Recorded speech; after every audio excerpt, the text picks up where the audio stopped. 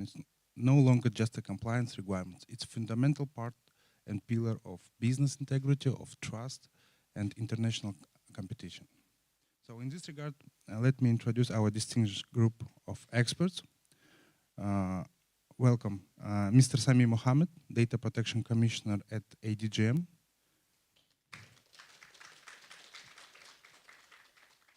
Mr. Samad Saleh Al-Mansouri, Vice President of Data Protection at Qatar Financial Center Authority. And Nurtai Abelgaliyev, CEO of BTS Digital, operating I2 Super App. Thank you. Sami, if you don't mind, I will start from you.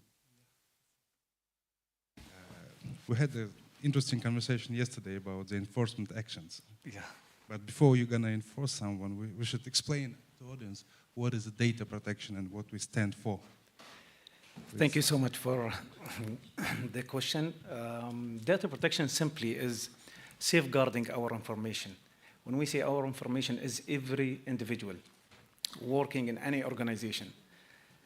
And protecting our information is, as you know, it's a fundamental right of humans, right to the privacy. So we believe that our data is important, and simply data protection is safeguarding those information, those data, and give the individuals the control back over their data. So this is simply data protection in any legal regime in the world. We always emphasize from all the platforms that we attend, and from this platform, for the individuals and the organizations, it's really important to protect the data, since it's not only an individual and personal responsibility, it's even the organization's responsibilities. And we can explore more when it comes to, in this session, more about in details regarding how individuals will protect their personal data and what is the organizational responsibilities to protect the data as well. Thank you. Hamad, if I may, would you mind to share with us what is the most, one of the weakest part of data protection? I mean, like in terms of financial services, what is the most fragile piece of data protection, like the personal information the company is gathering, and how would you mind to explain how better to protect it? I believe the weakest part of this is actually the people, firms, and under these financial hubs. They don't actually understand what data protection is. That's it's the awareness part of it that we're having a very difficult time with it, especially in our office. And I'm pretty sure you guys experience similar things. Like we don't get basically we don't get any interest of of understanding data protection unless something happens to the firm or to the employee. Most likely a disgruntled employee who has an issue with the firm they're working in. That's when they will have interest, trying to understand how, like, to use data protection. Like we've experienced this. It's getting the firms to understand how important it is, and getting them to see that it's actually there is going to be heavy compliance on it. You have to take care of your that subject rights. It's that journey, basically. Thank you. Nurtai, you're the only guy who's not been involved in public service. So in this regard, from business perspective, you've been like operating the company, operating the app that's available in various jurisdictions, in various languages, and obviously you gather a lot of information, and this is impose you a lot of compliance requirements. So what is the hardest thing? It's about international transfer of data from jurisdiction to jurisdiction and gather it at one place or various places. Could you please a bit elaborate on it? Саламатсызбы, құрметті қауым.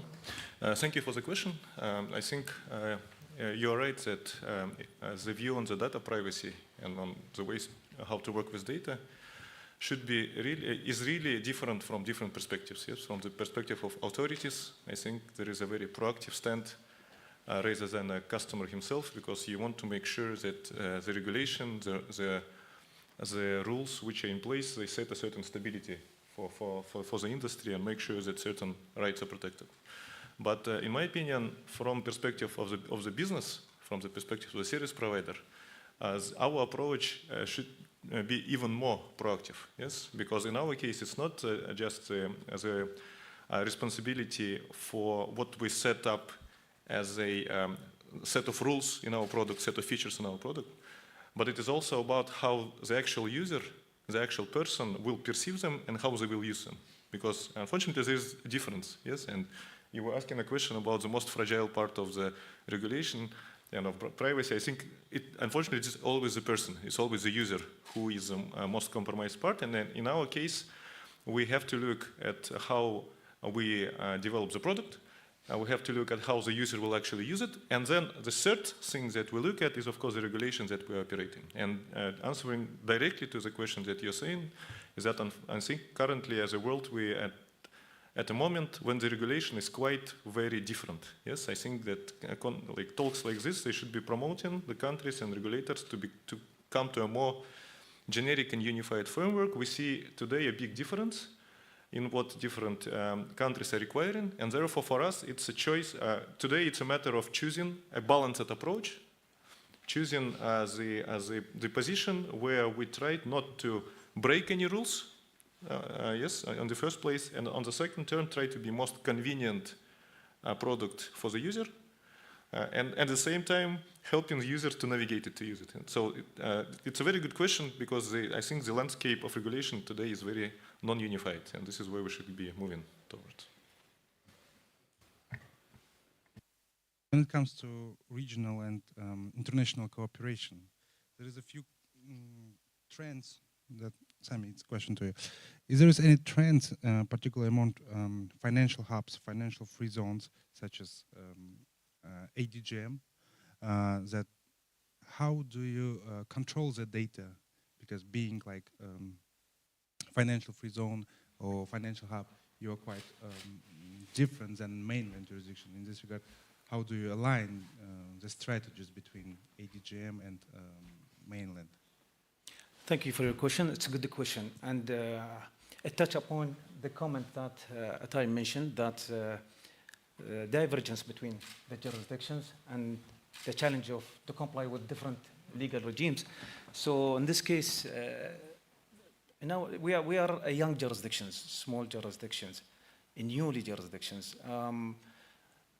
When we set up the Data Protection Authority as a regulator, from day one, we were thinking of a pragmatic approach and how to, again, strike the balance between an appetite for business and protecting the individual rights in a way that doesn't undermine the individual rights. So in this case was a clear trend of harmonizations, final harmonizations between ADGM as a international financial center of the Emirate of Abu Dhabi and Dubai Financial Center, DIFC, and QFC, Qatar, since we are the leading financial centers in the Gulf. There is, again, a lot of similarities between us. The legal regimes are the same, and they are inspired by UK GDPR, since the legal system is the UK, England, and Wales common law. So our main source is UK GDPR, and even the guidelines is similar guidelines. Moreover, we are like all of us members in the Global Privacy Assembly, GPA, which is the UN of all data protection regulators in the world. We met twice in that context. As much as we can, we discuss the challenges that the businesses have, try to understand their challenges, working together to align policies and minimize the uncertainty in the law. Moreover, we've created another step. We took another advanced step, further step towards helping the companies on how to understand the law and helping them how to translate the law from the legal provisions to an operational level. So we have a lot of good instruments and guidelines on our website. We have an open door policy, all of us. I'm talking about ADGMs and QFC and DIC. Any company in our region can come and talk to us, open door policy we have. For the big players in the market, such as Presight, G42 companies, Mubadalas companies, those sovereign wealth, who has international, heavy international presence, we have an activity called regulatory engagement meetings. So we have a periodic meetings in order to engage with those companies and partnership with them and guide them how to comply with the law. And those all efforts from our side, we are always seeking towards convergence. And I'll give the floor for my colleague Hamad if he can elaborate more on this context. Thank you. Hamad, would you mind to Pressing the button. would you mind to join us?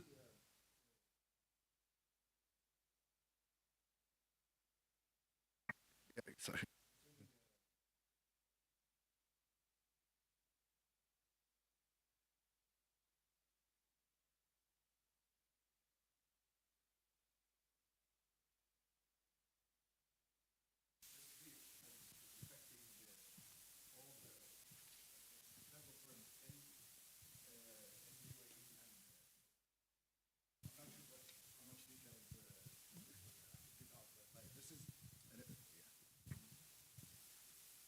This is like the best example I could see of how a cooperation like this is necessary.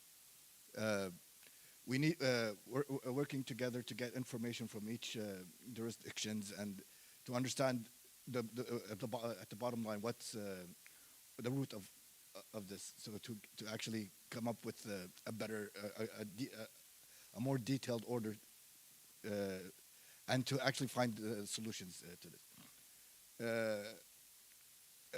Actually, I also want to mention, we are currently, as QFC, we are working on putting ADGM, the IFC, and AIFC into our, what do you call it, quote unquote, adequacy list, so that we could further, because these incidents always happen, a breach happening from a firm, but somehow it's connected to several firms. And this is a good way to actually push this and us offices cooperate in this terms. Thank you. Nurtai, you heard about the case. So in this regard, I've seen that I2 comprises a lot of services such as eGov, such as browser, wallet, and some others. In this regard, from your perspective, being an IT expert, what is the most sufficient and secure way to transfer data? Like, I mean, end-to-end encryption or secure hosting, or at your perspective, what is the most reliable, I would say? I think actually the best approach that we are taking, and we have a high expertise separate security team, which comprises also some what we call a pen test team, which is also always attacking the system from different directions. The best approach we see is not to rely on any single method or any single solution. Yes? Because when we analyze the list of threats, actually it's a 360 approach where you try to identify all the potential vectors of attack. Yes? And a lot of that can be covered with technology, as you mentioned. So we are definitely applying available encryption technologies, available technologies to prevent DDoS attacks, for example, to prevent malware installation. A big vector comes, as I already mentioned, from a very fragile part of user, yes, because actually social engineering and the ability to actually fraud the user is one of the easiest way actually to attack. Another big thing comes from processes, procedures, and certain protocols that have to be applied because the way our administrators work, the way our developers work is also one important vector of attack. So therefore, to answer your question, I would say that it's probably best not in any time to rely on a single solution. All of them have their advantages in terms of different vectors of attack, but the best approach is always to look at the 360 kind of angle and be ready for all different kinds of attack, both in terms of technology, in terms of user behavior, and also some protocols, procedures, processes that can be put in place. Thank you. Sami. I just want to add something to what business perspective, and this is our advice as a regulator to any business in our jurisdictions, that privacy by design, which is security by design. This is the most important element that any business will consider before operating. What does it mean in practice? It means embedding the safeguards into the system or into the app that you are using or into the technology that you are using, whether it's AI, novel technologies, etc. So privacy by design is really key in any technology in order to avoid any potential breach to any individual's data. Thank you.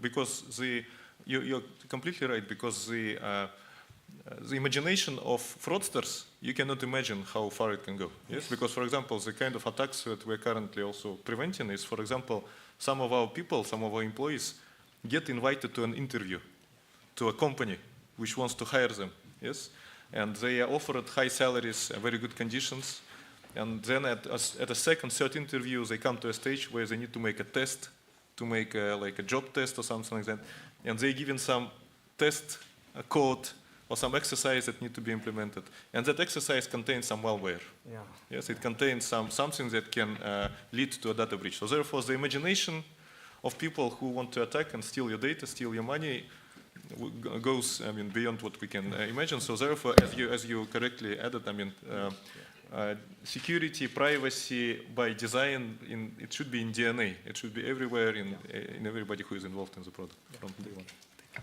one. Whenever I have actually an interesting case for NoType. Whenever that, if my turn comes after. It's No, interesting please. breach. I believe cases is always Yeah. the best example. There was the biggest, I would say the most significant case we had as a data protection office in the KFC was a breach that happened to this firm. I can't give details of the name of the firm because we didn't allow public censure. So basically the firm has a very big customer base in our standards. And one of the employees decided to go inside the premises with his personal laptop. And when he went inside, a bad actor actually managed to hack his laptop and get all the data of the customers. So it took like a long time for them to report to us, and the reason they reported to us is because the National Cybersecurity Agency, the state agency, they informed us that they managed to get hold of someone who's trying to sell from the dark web the data of the customers of from this firm. So then, like the firm, they oh yeah, this happened, and you know to report a breach, you need 72 hours, right, minimum to report, and they reported to us after 2 weeks. It's even longer, I think, because it was like just over 2 weeks. So after we started we concluded our investigation, we found. We issued a fine of $150,000 to the firm. It took the investigation itself is it's drama because it's the first time and they didn't know how to react to our inquiries and how we're using actually our authority and our power to exercise what's on the regulations. So the first reaction to them was okay. If you treat us this way, we'll leave the QFC. We're like, okay, go ahead. I mean, if you want. But then they stuck, and then they started cooperating, and the fine was supposed to be actually higher than $150,000. But the way they cooperated with us, and they were open to us, you know, with our questions, and they were very. They're trying to learn how to avoid this incident. that helped us. We like, okay, we'll reduce it to 150.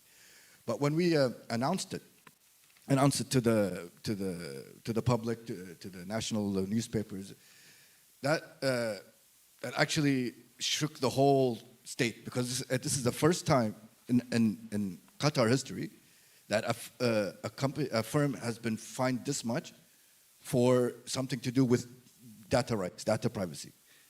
It used to be just things that we talked about, whatever, in the news, and like it's but this is the first time, like, so there other companies were actually using us as a case study, like, oh, this happened, and other firms, when they saw that news, they started being interested. Now suddenly they started being interested in that our regulations, and they're calling us. They're like, oh, so how do we?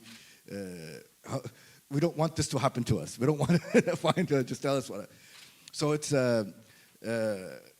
just for Nortai, like just because the IT concept of it, cybersecurity concept. I'm not fully understanding of that, the technicalities of it, but like yeah, by design, security by design. Like. Yeah. Compliance over profit. Yeah. So I heard a lot, and I heard the word you called AI. AI, yeah. This is one of the key trends as of now, and there is a lot of emerging risks, Yeah. such as AI, such as biometric data, such as profiling itself. Yeah. So in this regard, is there any advice from you to companies, being a regulator, how should they mitigate these risks? However, there is no another way to make a profit. You should use AI, you should use, online KYC, even from IML perspective, it's still reliable. So in this regard, could you please, it's a question to all of you. What is AI and data protection as of now from your perspective? Thank you. Sami, please. Okay, start. so I'll start. You touched on the highest risks of data protection nowadays. It's AI and biometric data, profiling in the financial world. So those are the most highest risks that's nowadays for data protection. I just want to just mention quickly the risks of AI. Always, it may cause unbiased or an unjustified discrimination for the individuals. So AI is it's a machine learned by humans. So it may cause almost cause a bias for the individuals, might unjustify discrimination, might process the data beyond the purpose of the data. So there is a lot of risk associated with the AI. And as a mitigations part is, I believe, should be transparency, and data protection regulations or laws has a transparency as a data protection principle in the law. So transparency, being transparency with the individuals about how the AI took decisions. This is mainly for automated decision making. Part two, and this is our advice to the business, have an human oversight over the high impact decisions that you are taking on behalf of the individuals. And to mitigate the risk of processing the data beyond the purpose, you have to always apply the principle of purpose limitation in the law. So by those practices, and the law itself sets the mitigations to those risks from my perspective. And regarding the profiling, again, a transparency, the financial institutions should always give the chance to the individuals and be clear with them about the factors that works for in the profiling for the individuals. And regarding the special categories data, which is biometric data, considered sensitive personal information in the law, and the law sets additional safeguards to mitigate the risks of the processing of biometric data, plus extra technical and organizational measures such as for AI technology, for example, I'll give you example a real example how to mitigate the risks on using the personal data in AI world. For example, you can use the PITs, privacy enhanced technologies, which is recently they came up with synthetic data. Synthetic data is artificial data that mimics the real data. So you can use it for learning the AI or learning the machine learning. So by this, you will mitigate the risk on individuals. And this is from my perspective, and I will give the floor to my colleagues to elaborate more when it comes to the risk.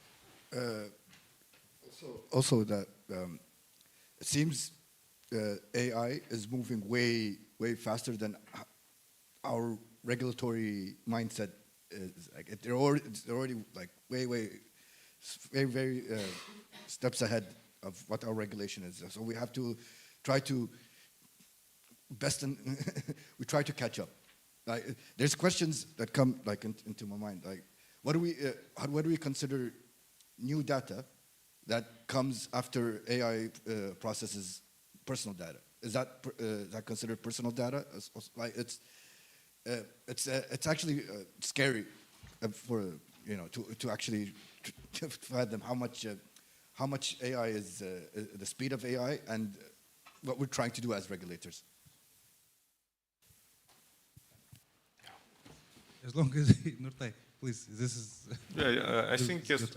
I can only imagine the challenge that AI and the speed that you mentioned is creating for regulators, because even in traditional technologies, it was always a regulator trying to catch up and trying to give enough room for innovation, yes, and at the same time trying to protect the things. So with AI, this is definitely a very big challenge.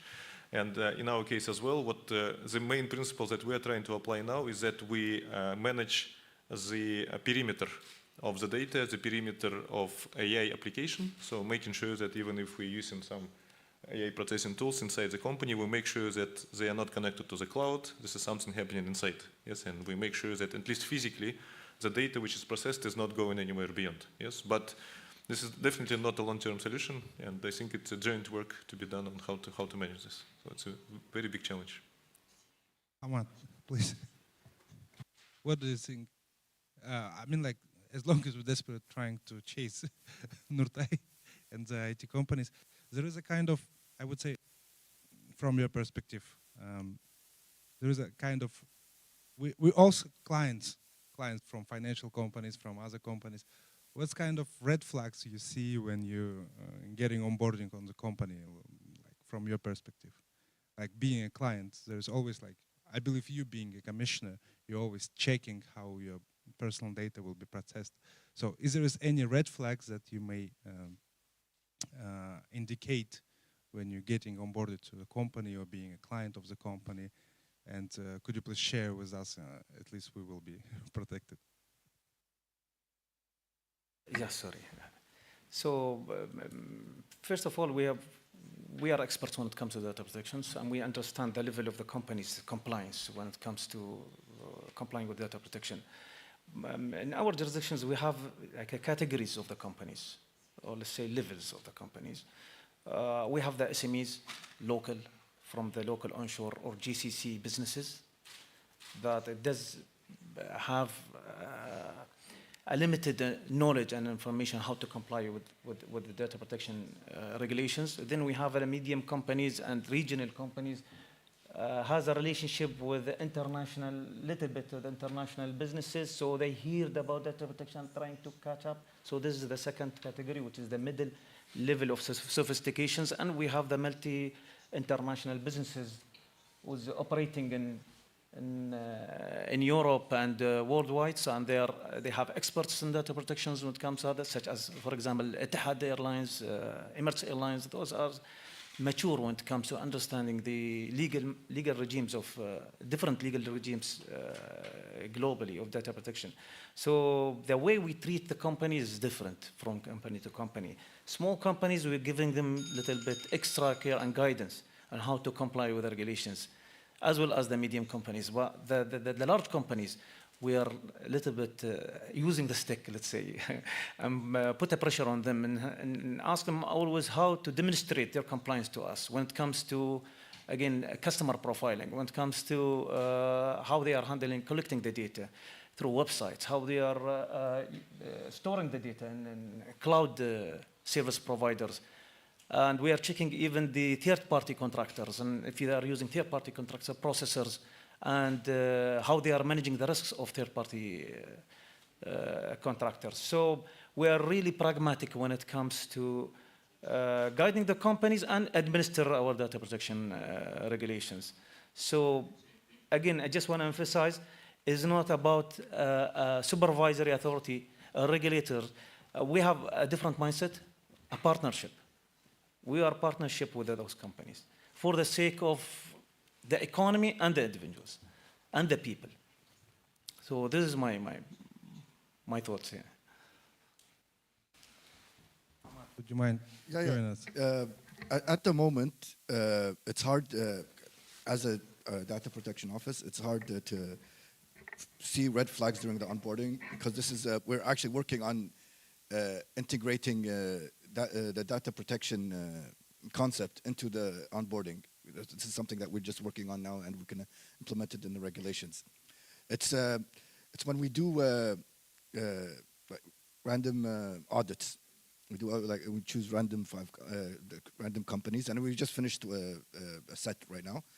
It's when we see a company that doesn't respond to us, that's we're like, okay, why aren't you responding? It's not about hiding something, but it's just how unserious they see data protection, and when they see our inquiries, they just they don't take it seriously. And I'm trying to remember. There's a case. I'll let guys go out, because I had a case in mind, but it'll come to me. Nurtai, I believe your perspective, being a businessman, is quite important. Could you please share with us? At least, how do you, you've got a lot of counterparts, I believe.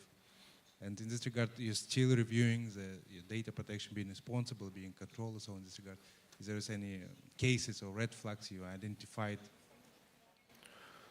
A good question. Actually, we have a standard part of a standard checklist that we apply when we're working with the partners that deliver part of the services that we do. And but it is something that we rely, of course, in terms of what the partner is telling us. We don't have the authority to check, investigate, or anything like that. So therefore, what we usually do is we want to make sure that we actually control technically or physically what is the kind of data that is being provided, and if there is something that we have to ask, if we need to ask a permission from our user to share the data, for example, we make sure that the data that is then provided is very limited to the specific purpose that needs to be done.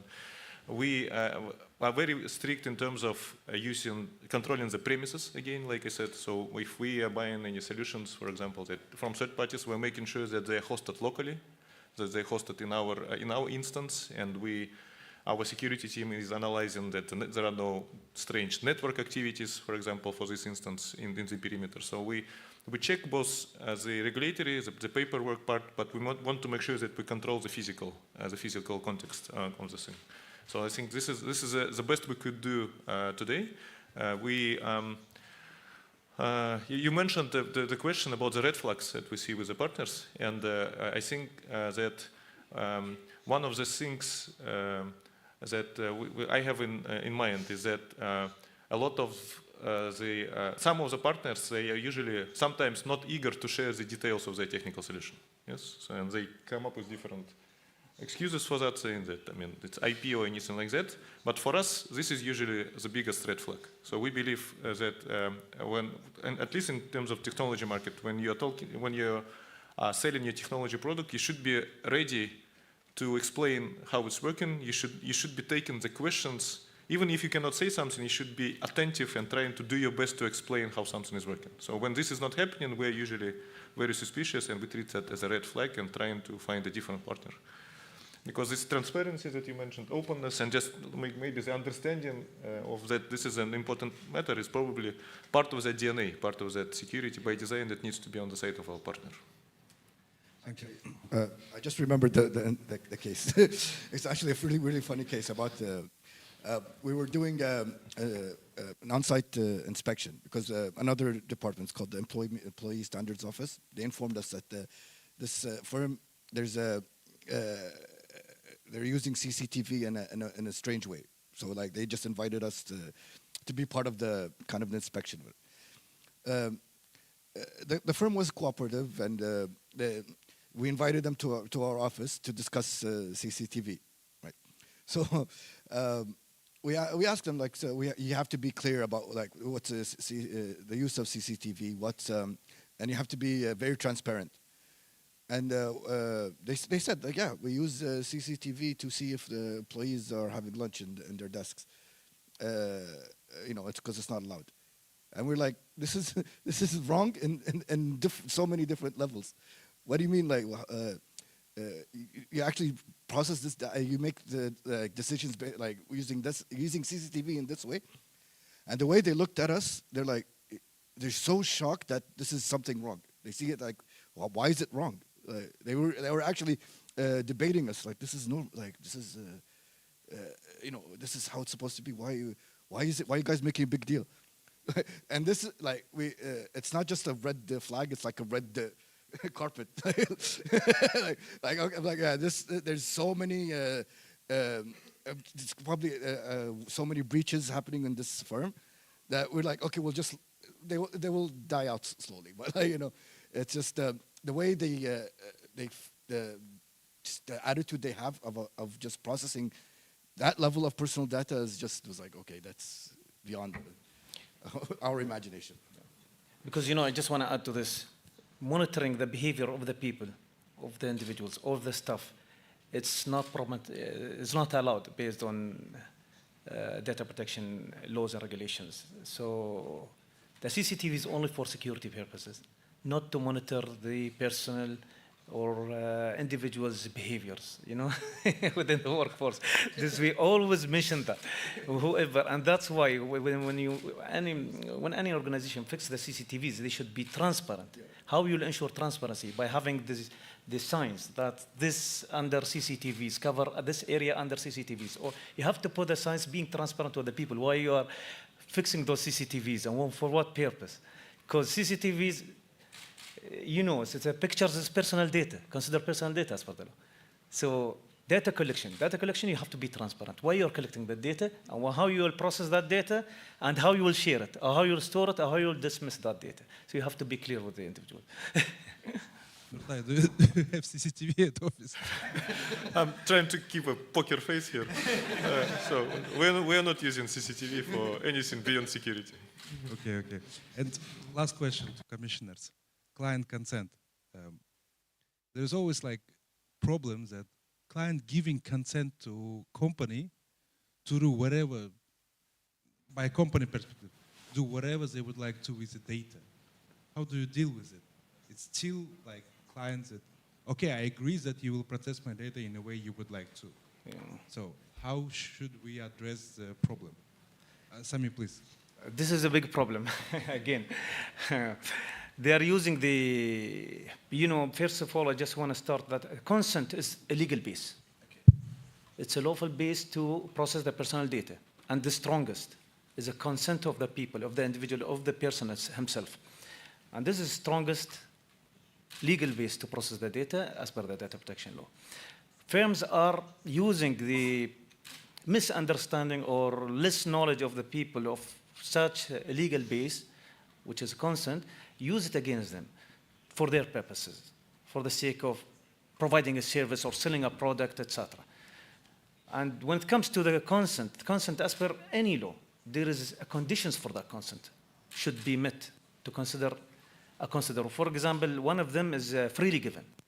You should provide your consent without any pressure, without any impact on providing that consent.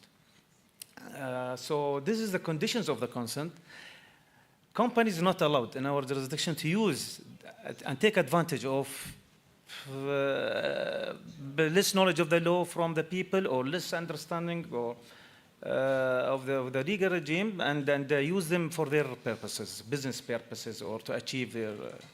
They are not allowed, and that's why when we engage with the companies, we always mention the consent, and we check, our officers check the conditions, whether they are met or not. Yes, that's from our side. Ahmad, just briefly. Yeah, if you- there has to be also an understanding consent between the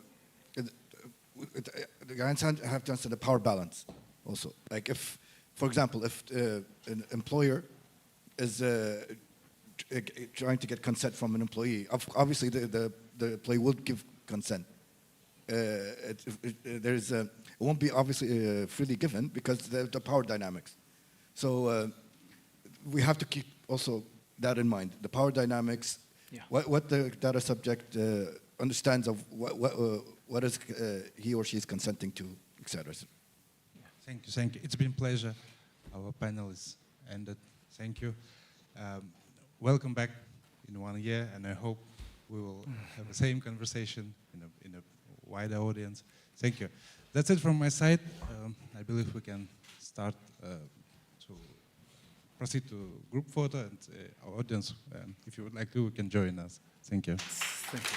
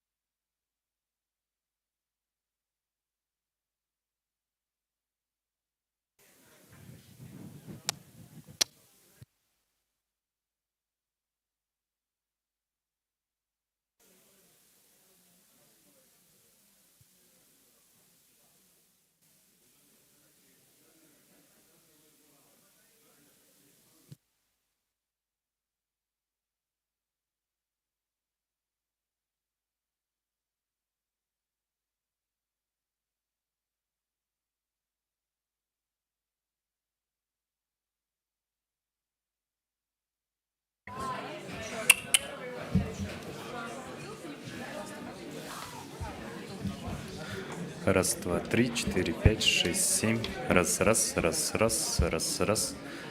Раз, два, три, четыре, пять, шесть, семь. Раз, раз. Раз, два, три, четыре, пять.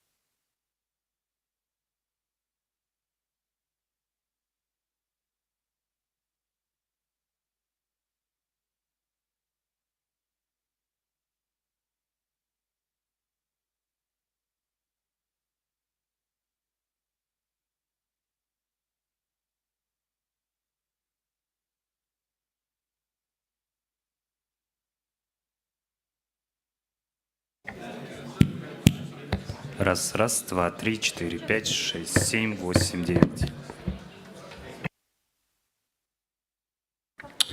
Раз, раз, два, три, четыре, пять, шесть, семь, восемь, девять.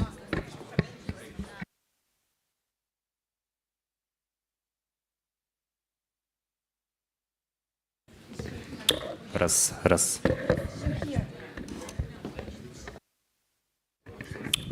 Раз, раз.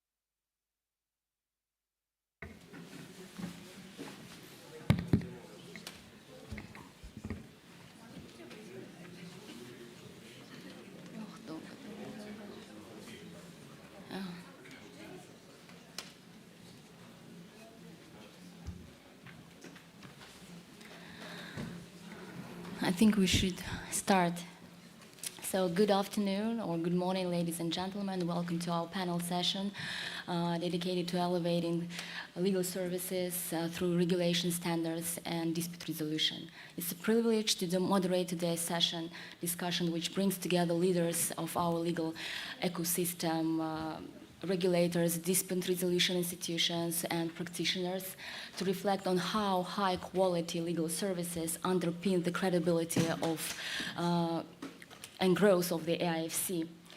Since its launch, Astana International Financial Center positioned itself as an international financial hub with a unique legal framework based on common law. Alongside this, we have developed institutions like AFC Court and International Arbitration Center, as well as the regulatory regime for legal services providers and legal consultants through AFSA and AFC Legal Services Board. Together, these developments have been game changers in raising professional standards, ensuring quality and strengthening the investor confidence.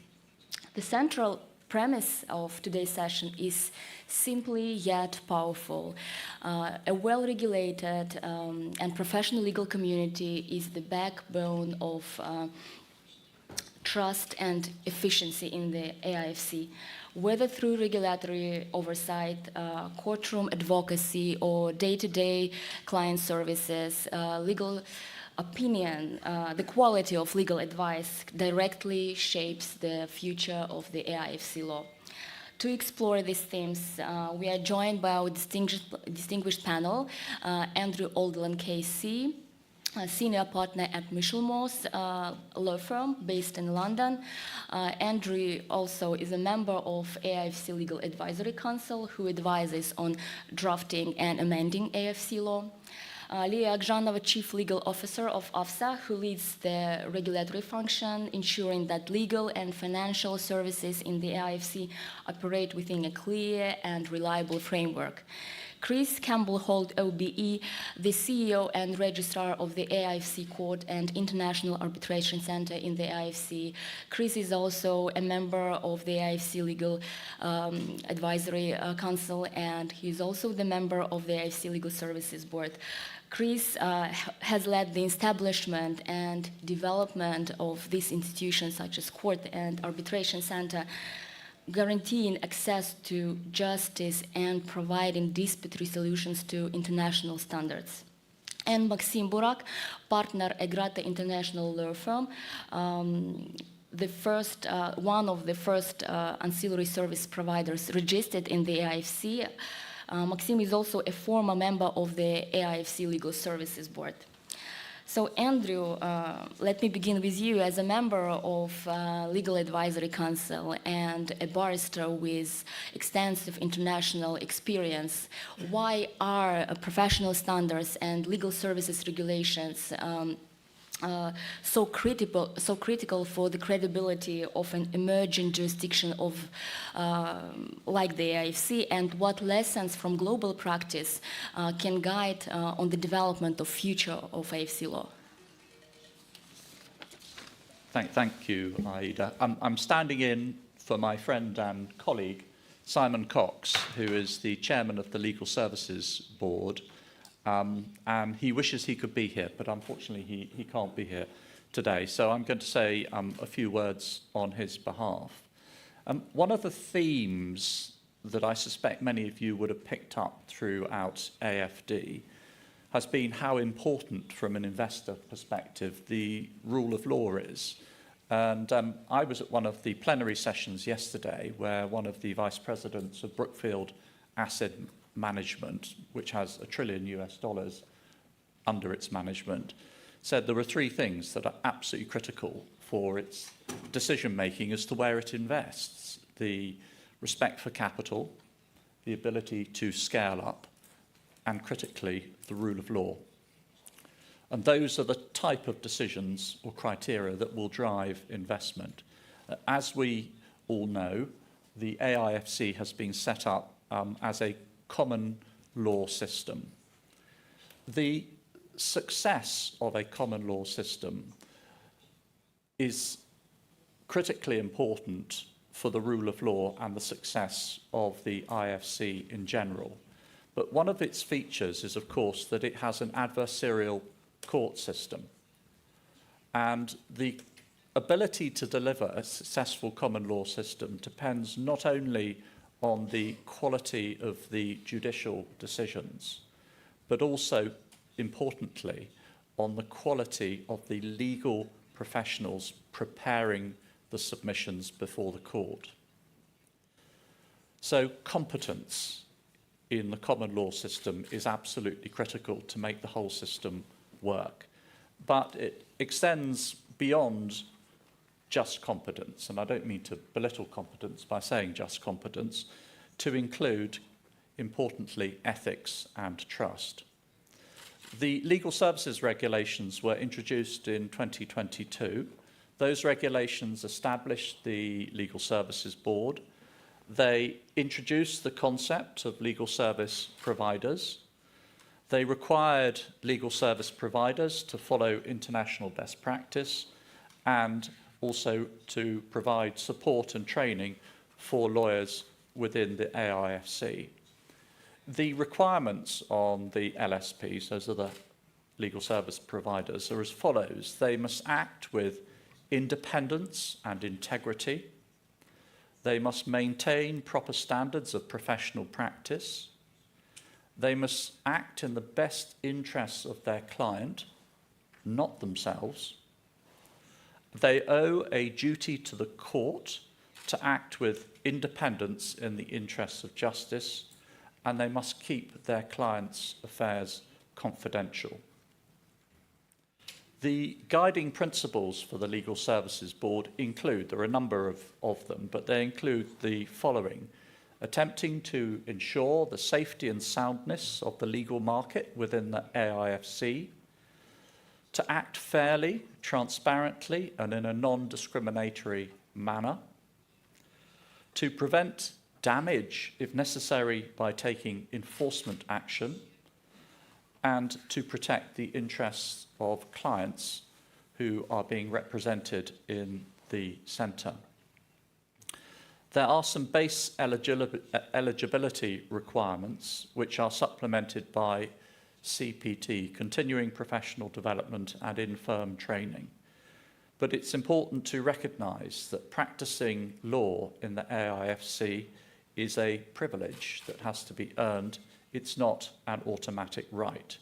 And those base level requirements will develop and strengthen, we anticipate, over the coming years. Building up expertise in the common law, especially getting a working knowledge of English law, is very useful potentially to many of you here who will be lawyers, because it allows you to work internationally more easily. So I commend it to you. The success of the AIFC as a young jurisdiction places a big responsibility on the lawyers and also those training them. And that's critical to bear in mind. And I should say, we have some very distinguished judges here. The Chief Justice is here and the head of the Arbitration Centre. I also sit as a judge. And I would just add this from a personal perspective, is that when you are attempting to judge sometimes some very difficult issues, the quality of the representations that are made to you by the lawyers is absolutely critical in helping you reach the right decision in a properly fair, transparent, and reasoned way. So everyone needs to work together to make the system work. That's the point that I'm trying to make. So in conclusion, I'd make 3 points. The AIFC legal framework has to be dynamic and responsive. We know there are constant changes happening now. There are more to come. We've heard a lot about AI, data governance, climate transition finance, and cross-border digital trade. On the LAC, with the help of the AIFC legal department, we are introducing new legislation on a regular basis to try and keep up. And you will also see a body of judicial precedent we anticipate developing over time to meet that challenge. Secondly, us lawyers, we've got to keep up, but also, I would suggest, specialise. So if you're looking at your practice areas, 3 examples where you might want to consider specialising if you haven't done so already: digital assets, Islamic finance, perhaps, ESG, and sustainable investment. And as you know, there is the Academy of Law here in Astana. And I'd say 3 words, really: training, training, training. Keeping yourself up to speed is absolutely critical. And finally, this as a general comment about the AIFC as a jurisdiction. It's geographically where East meets West, where emerging markets and developed markets increasingly are overlapping. And here, the need to meet both local and regional needs whilst ensuring international best practice is important. And provided that happens, in my view at least, I think the AIFC jurisdiction has a bright future ahead. Thank you.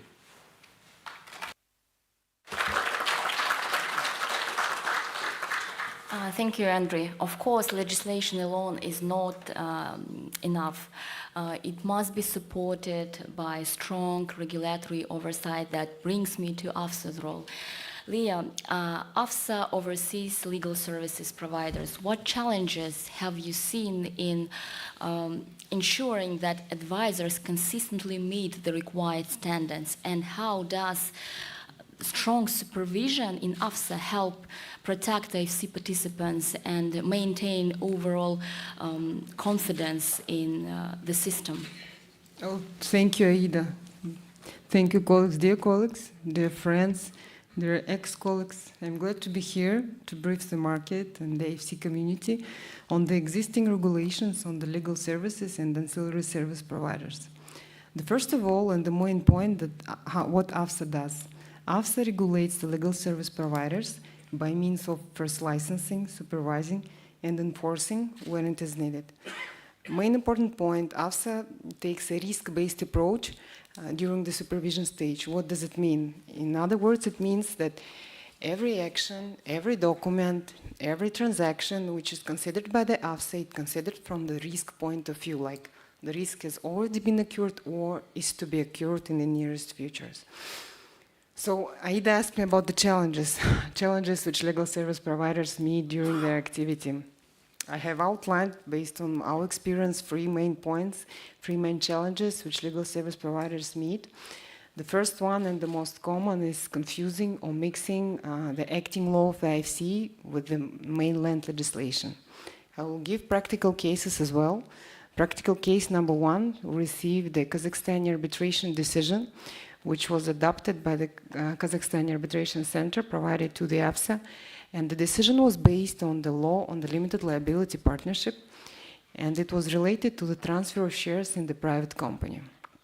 Of course, such a decision and the registration, post-registration services didn't take place because the arbitration decision was based on the mainland legislation.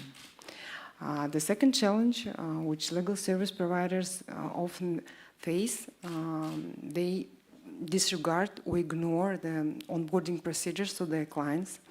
They may forget to conduct a due diligence or risk assessment of their clients. Practical case as well. The legal service provider ignored or disregarded the requirement to QIC, to conduct the QIC and due diligence of its client, which led to giving false and misleading information to the AFSA. And of course, AFSA had to take an enforcement action, imposed a financial penalty to the legal service provider. The outcome, which the AFC participant received, he didn't, of course, complete its transaction. He misled and falsed the AFSA and received the financial penalty. The third challenge which we see from the legal service providers, this is weak legal advice which provided to the AFC participant. As Andrew said, that quality learn and train ongoing, which is required and also provided by the AFC ecosystem. AFSA expects that legal service providers, they are well qualified, they are best practitioners of the acting law of AFC. AFSA also expects that the documents, transactions, which goes under review of each legal service provider, they have been already reviewed and checked on the subject of its legitimacy, enforceability, and validity. So which sanctions can AFSA impose in case of any contravention which will be conducted by the legal service provider? The first and the most common, of course, is a financial penalty, which we can impose. The second, we can suspend or withdraw the license, which means you will not be able to conduct any activity within the AFC. We can withdraw the approved individual status within the company. We can issue a public censure in respect of the person, in respect of the contravention. AFSA can issue a private warning to a certain person. AFSA can also include the person or the company into the burden list. We can also request the company or the person to cease and desist from any activity. We can also restrict the company to hold the office or to being a director in a certain company. So which options we can recommend as a regulator to outcome the challenges? The first one is the permanent ongoing fit and proper test, which legal service providers should do. Train and increase the quality of your colleagues, of legal professionals within the AFC ecosystem, which is already offered by the Academy of Law. The third is to read and comply with internal policies which already been adopted as a part of obtaining the license within the AFC. So I personally encourage my colleagues, my friends, my ex-colleagues to be the best ambassadors of the acting law of the AFC. I always ask myself, if not us, then who? Thank you. So if you have any questions, please feel free.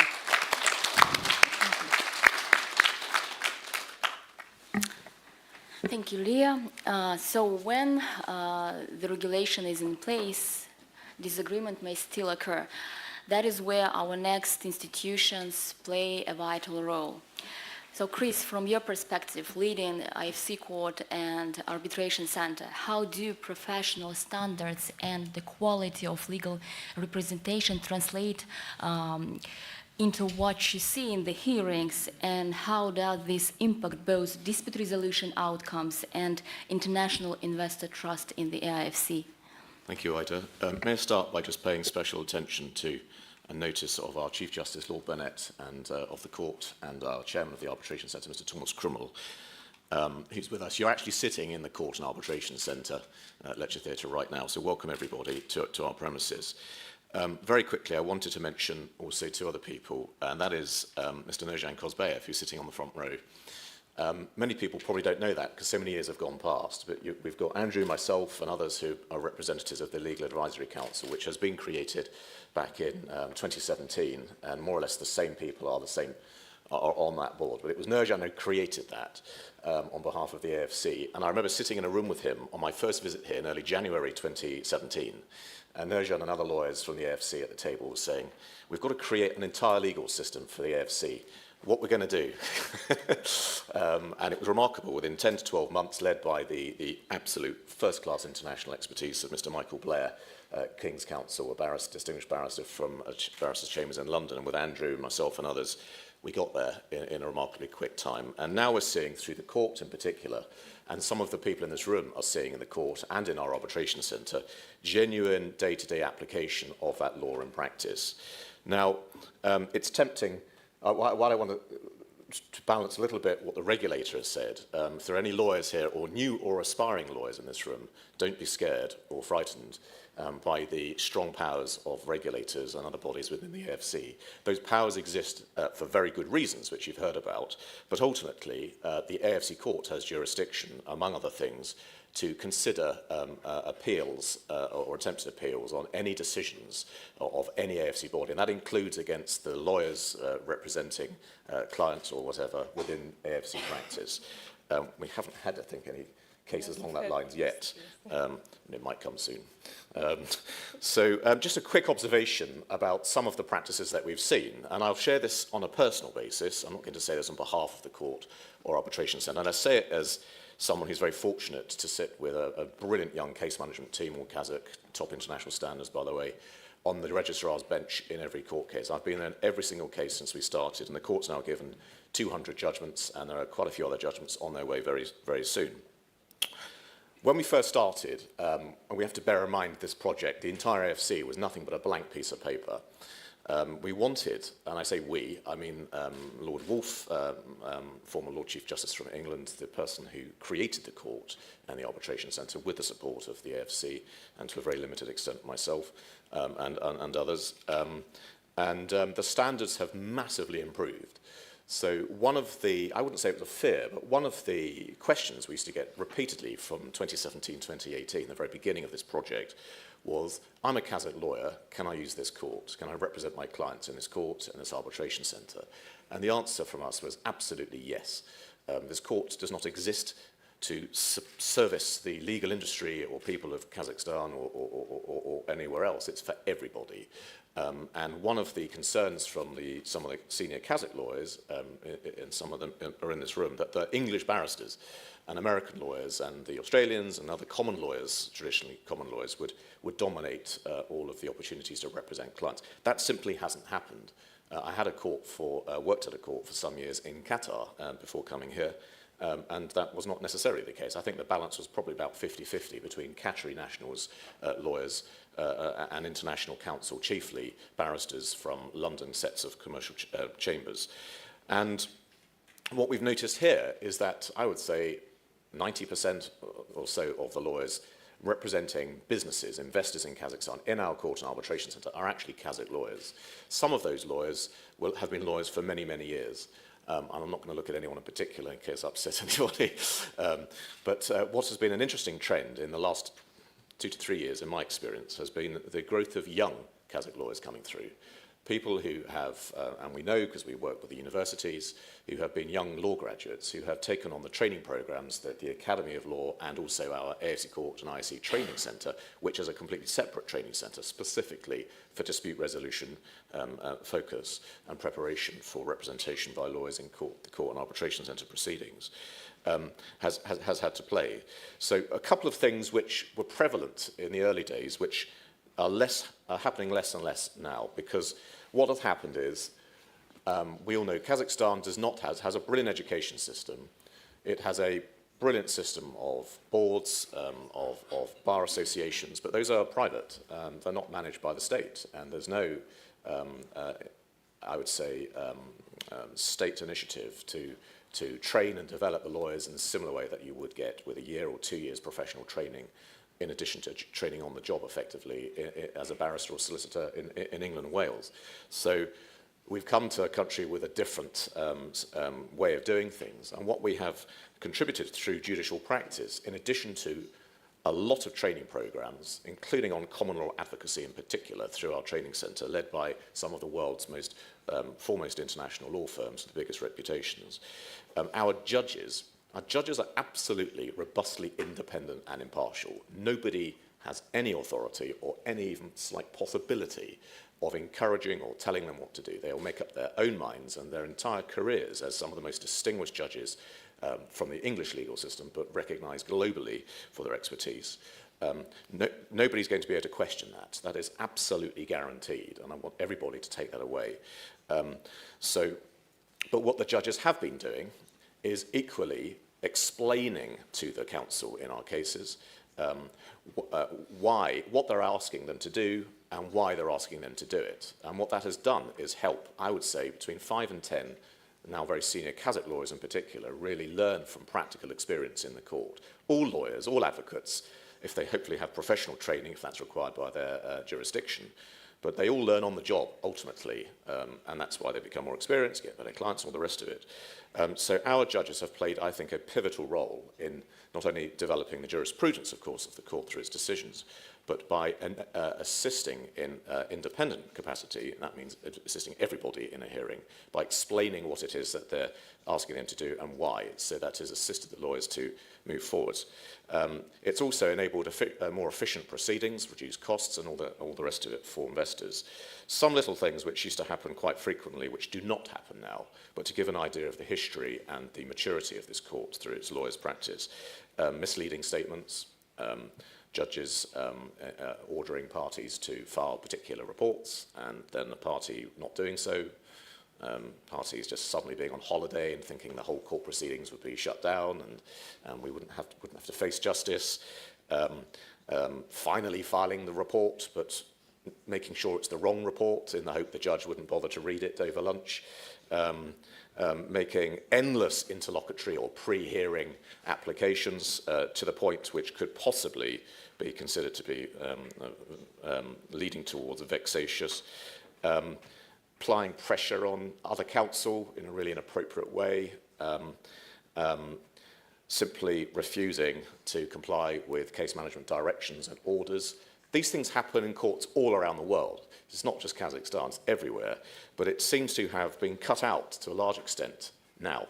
And that, for me, has been because of the strong decisions and the directions that our judges have taken. They haven't been bothered or budged by anybody, as we'd all expect, for absolutely world-class international independent judges of the highest repute.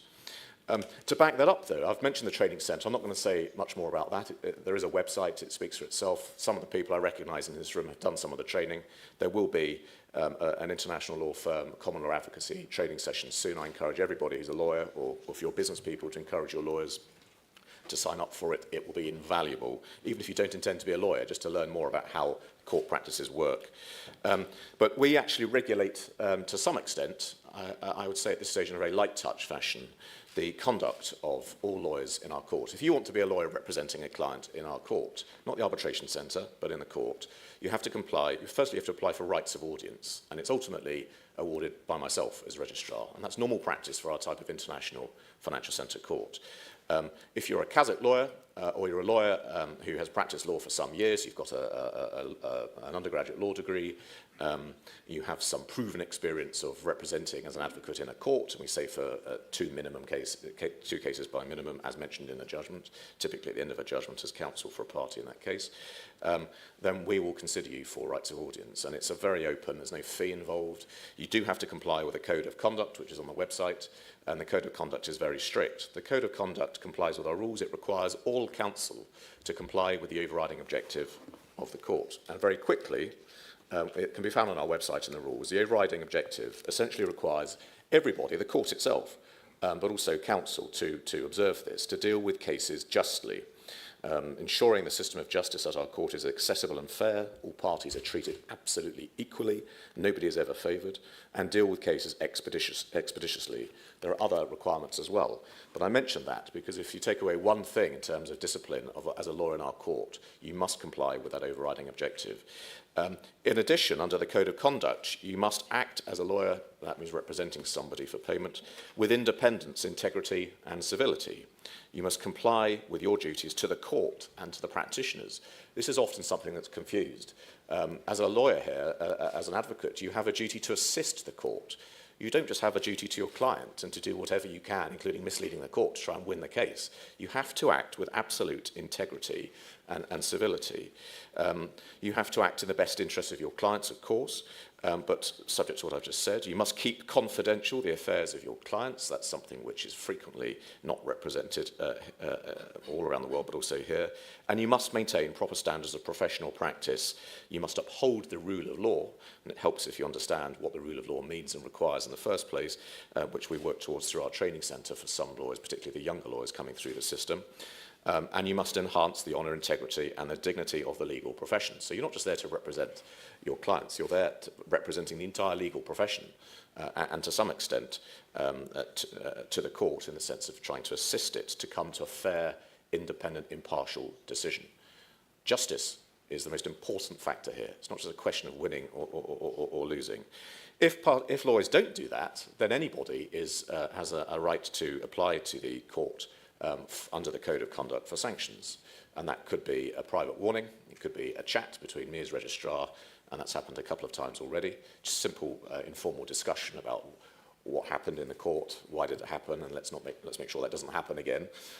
If it goes further than that, it can go to a judge of the court, and under the code, lawyers can be publicly warned. They could be on the website, and they could be withdrawn temporarily from having rights of audience in the court or permanently. Now, none of that has been utilised yet, and we will be revising the code of conduct in the coming months to make sure it's even more robust. But the ultimate position there is that this is in place to protect the integrity of the court, the judicial system and the arbitration system of Kazakhstan, of the legal profession using the court and arbitration centre at the AFC, and for justice ultimately, because we're all trying to arrive at truly independent, impartial justice. I'll leave you on this point, and that is the standards have massively improved. One of our now retired judges at the AFC court was on the record as saying that in his experience, and he did quite a few cases on his own as a single judge, the standards were comparable to some lawyers in London, some of the best advocates in London, and that was a very, very senior, distinguished judge with profound expertise and competence and knows these things better than anybody. So I commend what's happening at our court by the Kazakh legal community. We encourage everybody to consider training as a lawyer with us, with other people, including the Academy of Law and the universities and so forth, and international training providers, and to use us. Come and use our court. It's there, and our arbitration centre is there for everybody. Thank you.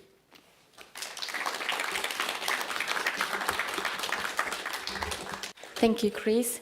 Prior to moving to Maxim, let me ask the audience how many registered legal advisors we have here. Can you please raise your hands? Oh, not so much. Who has the right of audience in the AFC court? Okay, good. So finally, it's important to hear from those practicing under AIFC law. Maxim, let me turn to you.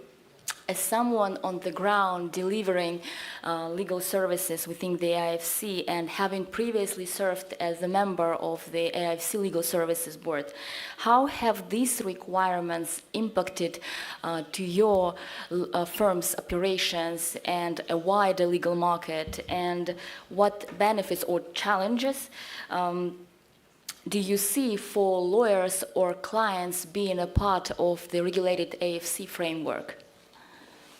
Yep, thank you, Ada. First of all, like long story short, it impacted and affected basically the industry quite a lot. But I would say the changes are rather evolutionary than revolutionary. So first of all, as you may probably know, in Kazakhstan for quite a long period of time, we did not have a very well established system of like similar standards, norms and approaches for legal services. There was one kind of exception for advocates who were licensed lawyers, and therefore they had to pass some particular exam. But I wouldn't say that the system of their rules and standards worked very well, and one may argue that maybe sometimes it maybe lacked some clarity or regulation and the mechanisms to like enforce those standards. And but then comes the AIFC, and it's a kind of a game changer for Kazakhstan, I believe. So it attracts the investors, and local business with tax incentives, with corporate flexibility, with stable judicial system, stable legal system, which I believe is a kind of new for the whole Kazakhstan in like this respect, because there were sometimes some kind of doubts in terms of local legal system, especially for foreign lawyers. And so logically, once the investor came to AFC, the lawyers followed, just basically to respond to the market demand. And I believe there was a market demand at that time. The lawyers needed clients, the lawyers needed to respond to clients' needs, so that was quite predictable. And at the first time, like from my personal experience, it rather maybe reminded me of some kind of Wild West exercise, I would say. Like lawyers interpreting the law as the previous panelists mentioned, in a very strange way, sometimes mixing it up with local law, trying to find some kind of shortcuts in terms of interpreting the law and coming to swift conclusions which already familiar to them. So those were the same lawyers who were working on mainland law, and they now try to practice AIFC law. But the problem was obviously that it's a different legal system, which means that many of the approaches they used to didn't work in this new system. So as to the standards which were introduced for legal community, basically, obviously, the market dictates the standards in terms of the competition, but those, I would say, highest standards of the industry, like this, assisting to the court, as Christopher mentioned, or being protective for the client, but in the best interest of justice. Those interests, I believe, they may take decades to crystallize in such kind of market generating the standards. So I believe now having those standards introduced into the legal system, at least for AIFC, is a huge step up, is a huge step forward, because it's kind of shortcutted the whole process of crystallizing those best standards. I believe they brought discipline for the lawyers, better approach, which it was usually practiced by the best law firms, top law firms in the country, mainly international law firms. But now those who practice law in AIFC had to follow those standards, which I believe is very good for the whole legal community. So answering to the question about how it impacted, how it affected the whole legal community, I believe the effect is very significant, and it's good, and it's a good change, but the road is still ahead, because as was previously mentioned, there are much to learn in terms of the standards, in terms of the application of the law, etc. So concerning the enforceability of those standards, I would also mention that in Kazakhstan, as you probably know, it is possible to claim some damages for bad services, legal services, etc. But in a local legal system, it is quite hard to prove that the legal services were conducted or rendered poorly. This is where also I believe those standards of AIFC comes to rescue, because in AIFC court, when basically it is substance over the form, I believe it is way simpler and more efficient to prove that the legal services were conducted in a poor way. So that is why those standards eventually come to work properly. And this is also a very positive change, I believe. Those standards we have are way higher, I believe, than those we have previously, but they discipline the lawyers, and this is also very good for market, for the whole market, and for Kazakhstani lawyers on, I would even be brave to say, international market for legal services. So for our practice, as myself as practitioner lawyer, I believe those standards did not have significant impact, because we basically, as one of the main law firms in Kazakhstan, we upheld quite high standards for ourselves. But nevertheless, it systemized and crystallized those standards we may have in mind, but didn't voice them for ourselves properly. So this is also quite a positive change for ourselves, as a law firm, I believe. So in terms of the challenges and opportunities for working in AIFC, which was also asked before, I believe those opportunities are huge, and the challenges basically were previously described in terms of training.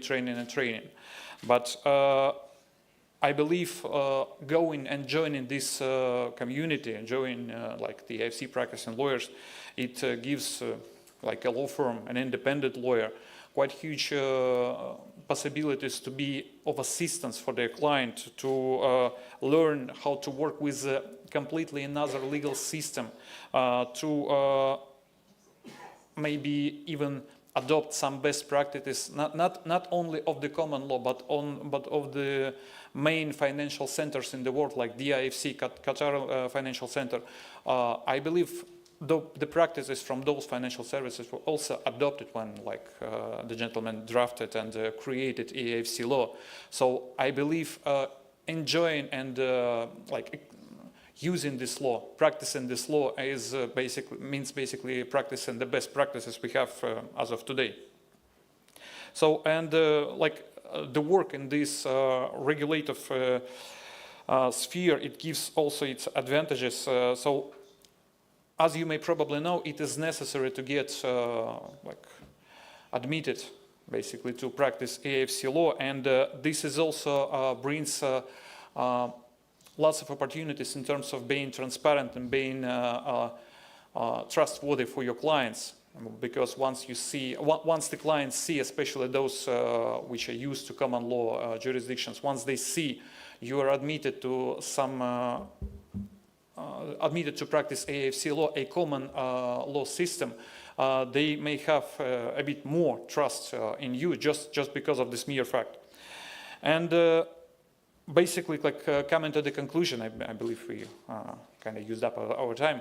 I would call everyone, independent lawyers, non-registered law firms, to join the community, to practice this system, because this is extremely interesting. This is something completely new, and this is a huge step up, I believe, for any lawyer in Kazakhstan practicing mainland law, to widen that lawyer's practice, widen that lawyer's expertise.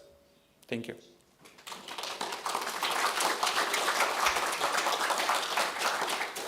Thank you, Maxim. I just would like to add that Grata International, one of the law firms who has great variety of transactions within the IC, from redomiciliation, from the first redomiciliation to M&A transactions, and last year they won legal award for the best law firm in the IFC. Thank you. Thank you. So. Thank you to our panelists for sharing their perspectives, and to the audience for their attention. What we have heard today is clear that the AIFC law depends not only, the future of AIFC law depends not only on legislation, but also on the quality of those who practice it. Regulation of legal consultants, strong oversight, professional advocacy in dispute resolution are not abstract concepts. They are safeguards of businesses, investors, and reputation of the AIFC as a jurisdiction. If a consultant registered, they are regulated. If regulated, then they meet the standards. And when the standards are high, the clients can place their trust in the AIFC. This trust will bring the long-term investments, it will bring the companies, big companies, and interesting transactions. So my call to action is straightforward. IFC participants and lawyers alike must prioritize engagement with registered legal consultants and registered law firms within the IFC. This is how we ensure legal certainty, investor confidence, and the substantive development of the IFC law.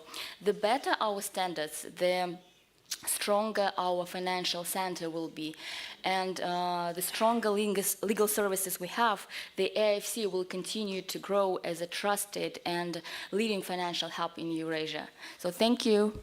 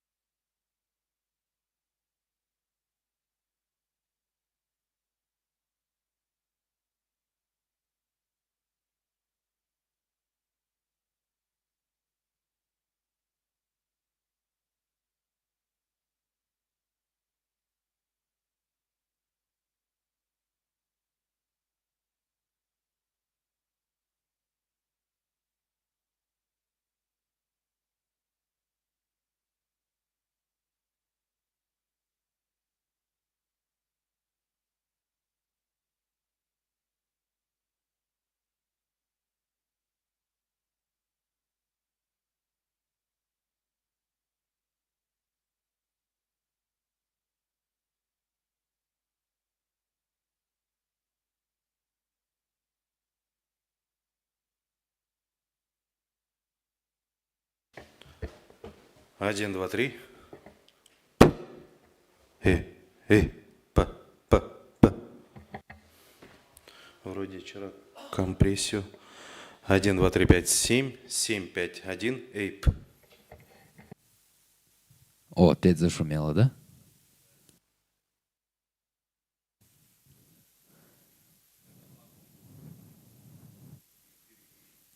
Раз, два, три. 1, 1, 2, 3.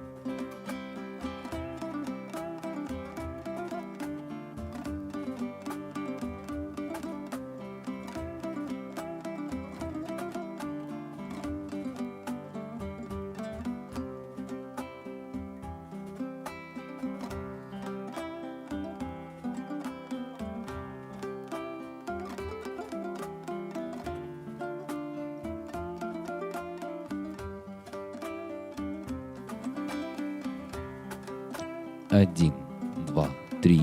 Раз.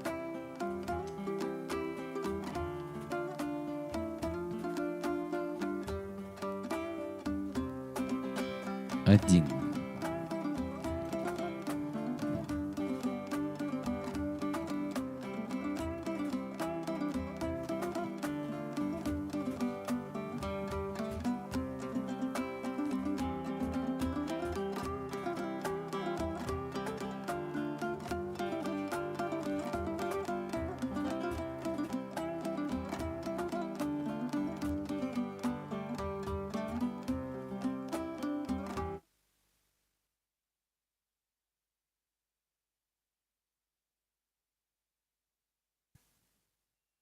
Раз.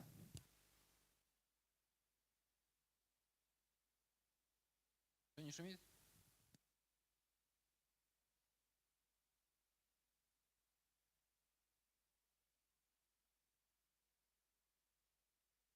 Раз, два, три.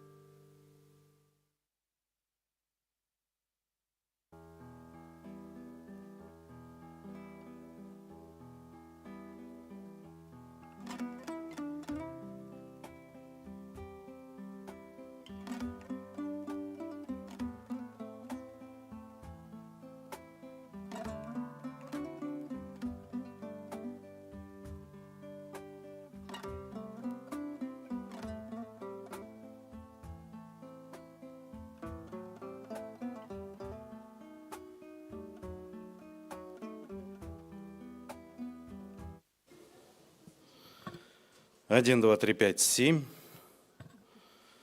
1, 2, 3, 5, 7. Раз, два, три, 4, 5, 7. Раз, два, три. Ты выйди, послушай. Раз, два, три, 4, 5, 7. 1, 2, 3, 5. Раз, два, три. Че, Дамир, нормально слышно, да? 1, 2, 3. Раз, два, три, 4, 5, 7. Раз, два. 1, 2, 3, 5, 7. Раз, два, три.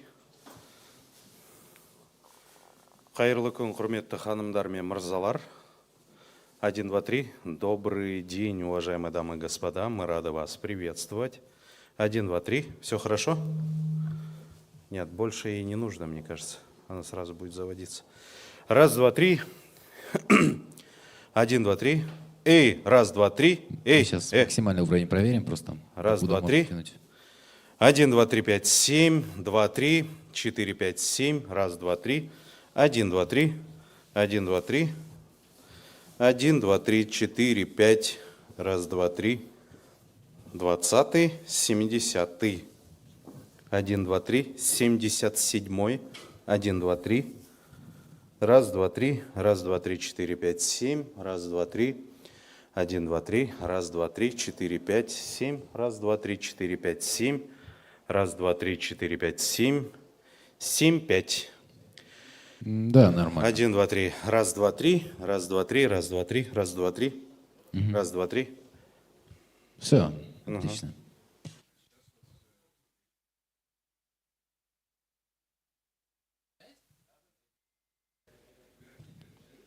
Все открыто, можешь оставить. Все, В хорошо. принципе. И музычку можешь также запустить и попробуем там. Все. 1, 2, 3, 5, 7. Раз, два, три. 7, 7, 7, 7, 7, 7, 7, 7. 7, 7, 7, 7, 7, 7, 7, 7, 7, 7. 1, 2, 3, 4, 5, 7. Вчера просто она вызывает, следующий спикер выходит, и они вот так здесь. И- Она уже начинает говорить, еще не подошла, да? Да, то есть и микрофоны завелись. Мгм. Ну да, она просто прям направлена в пятнашку.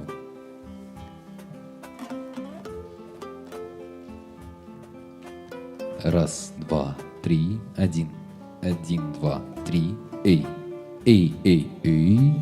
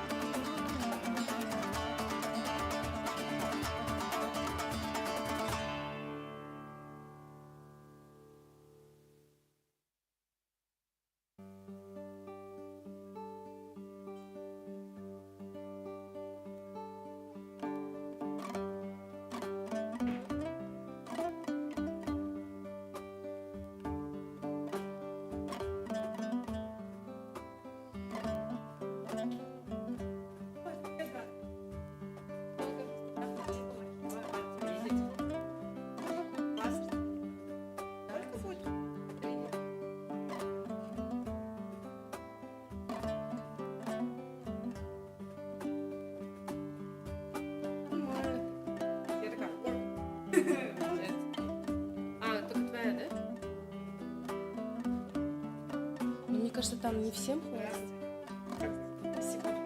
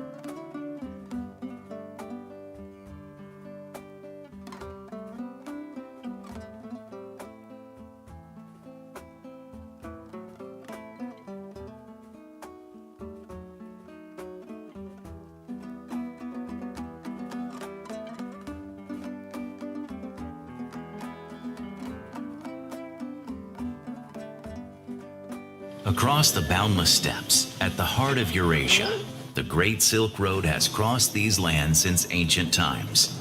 A road that connected ideas and entire civilizations. The ancient nomads were part of this journey. Their nomadic way of life kept them connected across continents, as they once roamed for the finest lands. Today, the search for a thriving ecosystem brings business here, to the heart of Eurasia. Their anchor was the yurt, their home, flexible, open, and resilient. Today, such a center of gravity for business is the Astana International Financial Center, a place where ideas meet capital and partnership comes to life. AIFC is an international financial ecosystem built on the principles of English common law. Here, businesses benefit from a favorable regulatory environment, tax preferences, and open access to global capital. Everything needed to grow in a stable environment, where business truly matters, where trust is valued, where at the core stand transparency, partnership, and a global mindset. Honoring our roots, we're building an ecosystem where values are passed on to future generations. Here in Kazakhstan, a new center of gravity has emerged, a vital link between East and West, where resilience meets innovation and human capital shapes the economy of the future. AIFC, inspired by history, built on trust, designed for growth.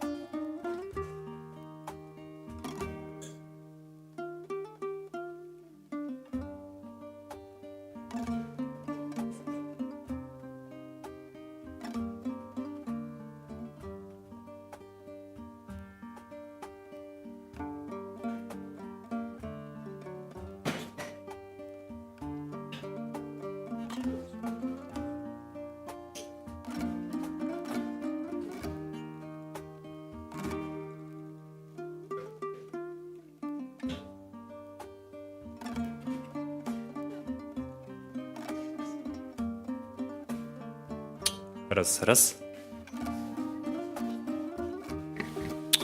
Раз. Раз, два, три, четыре, пять, шесть, семь.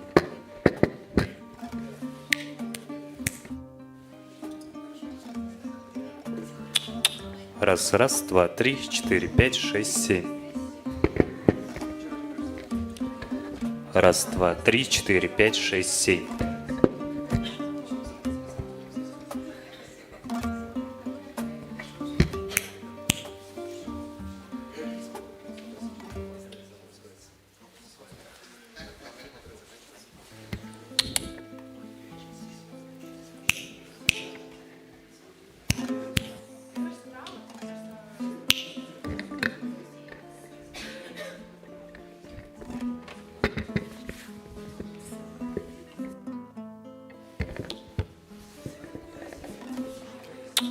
Раз.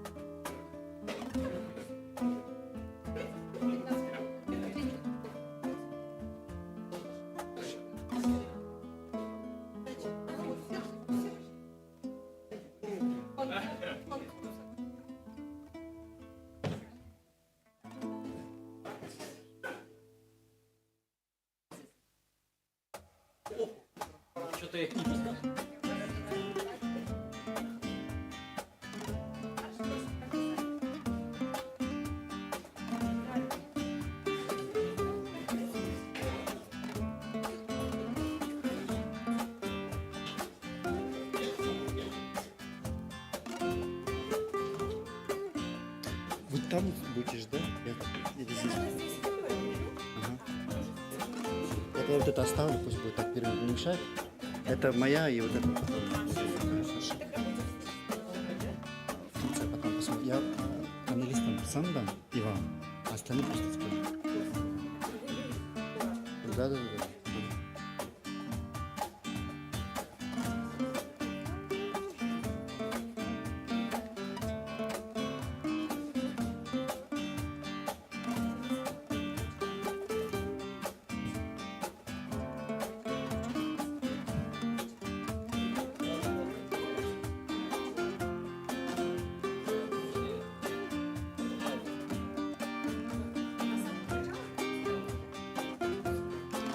Поменяли.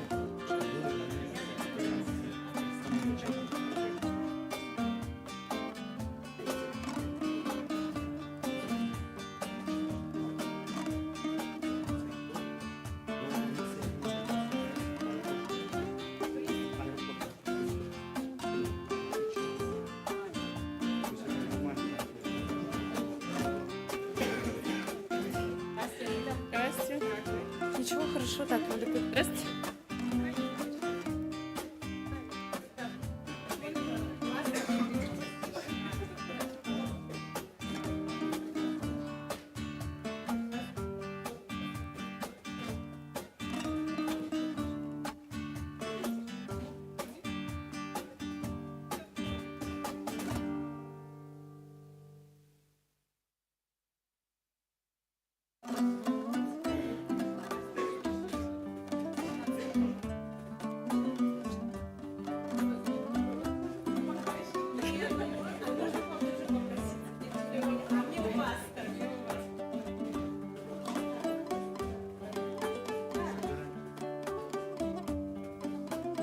Здравствуйте.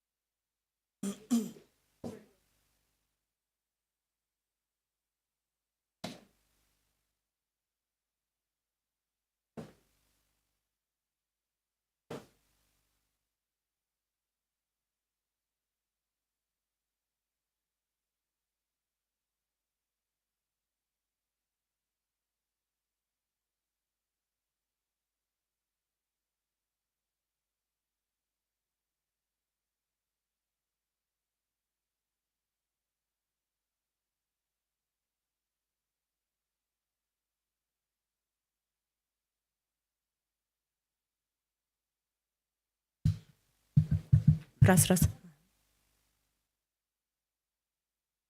Закрываем, да? Ну ладно, пусть.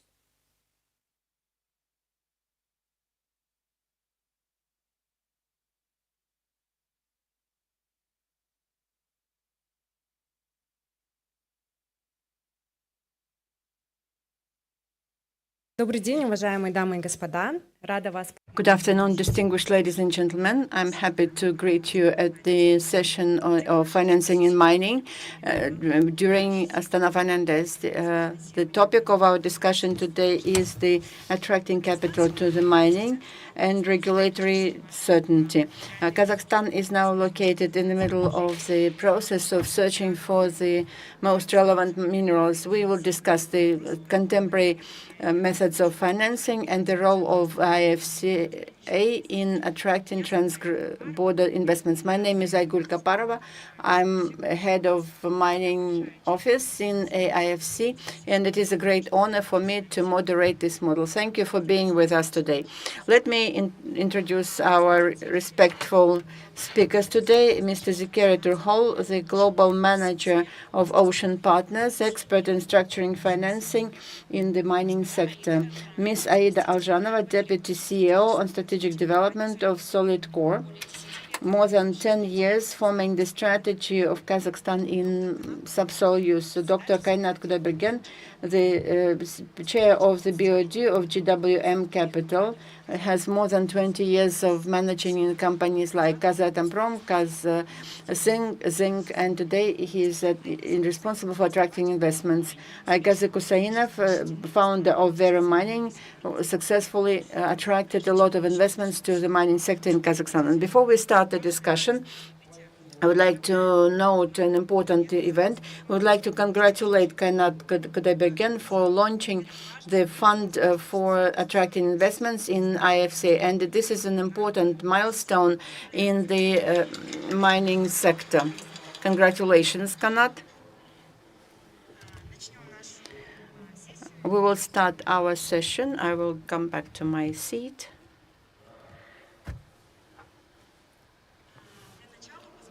To begin with, let me ask the question to all the speakers. Which do you think is the most significant opportunity and the biggest threat in attracting financing in the mining sector in Kazakhstan? Вы не против начать? First of all, thank you for joining us, and it's a pleasure to be here. I think the biggest maybe opportunity ahead of Kazakhstan is the vast mineral resources, and it's not only rich, but this maybe Kazakhstan has a big advantage of scale as well.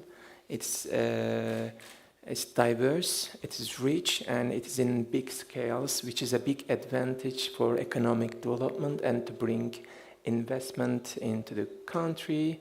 And maybe the challenge is, of course, these are all requiring heavy capital investment. So to be able to bring international capital into these investments, I think is the biggest challenge, which requires really important level of structure, structured approach to these projects, to present them in a bankable way, preparing feasibility reports with international standards. This is probably the biggest challenge. Thank you very much, Zakeri. Очень интересно услышать. Zakeri, it would be nice to hear your view as an international investor who works a lot globally and now studies and looks at Kazakhstan as an opportunity. And Aida, you as a representative of Solid Core, who successfully implement the projects in the region in Kazakhstan, what is your view about that?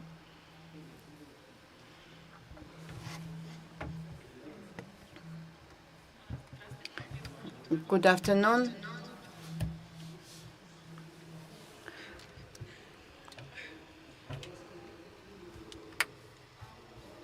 Regarding the advantages, in my view, and it is quite obvious that the advantage of Kazakhstan is the rich mineral resource base, but not so much the resources, but the fact that it is quite significantly underestimated.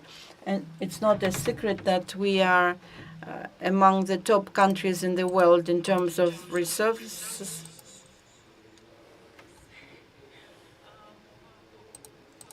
Regarding the reserves of mineral resources, in addition, we are #1 in producing chromium, #3 in producing uranium, and the same is true about the production and extraction. We don't have any major problems, but in terms of metal production, Kazakhstan is only half of 5% in production of zinc, probably. And this indeed creates huge opportunities for internal domestic processing and production of refined metals in Kazakhstan. And this is indeed relevant in the current geopolitical situation when the supply chains are being restructured. And this provides a very good opportunity and gives good advantages to Kazakhstan among other countries in the region.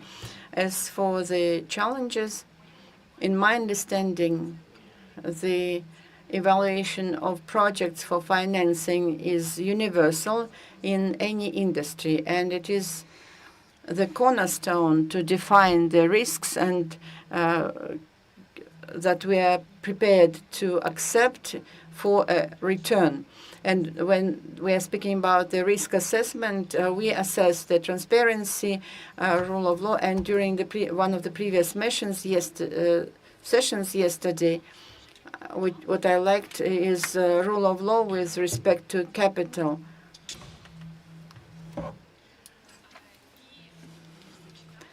And in combination, for me, it is for the state being a partner of subsoil user, who is the key partner. What we would like to get from the partner is that they are compliant with the agreements, with the conditions. And we would expect some stability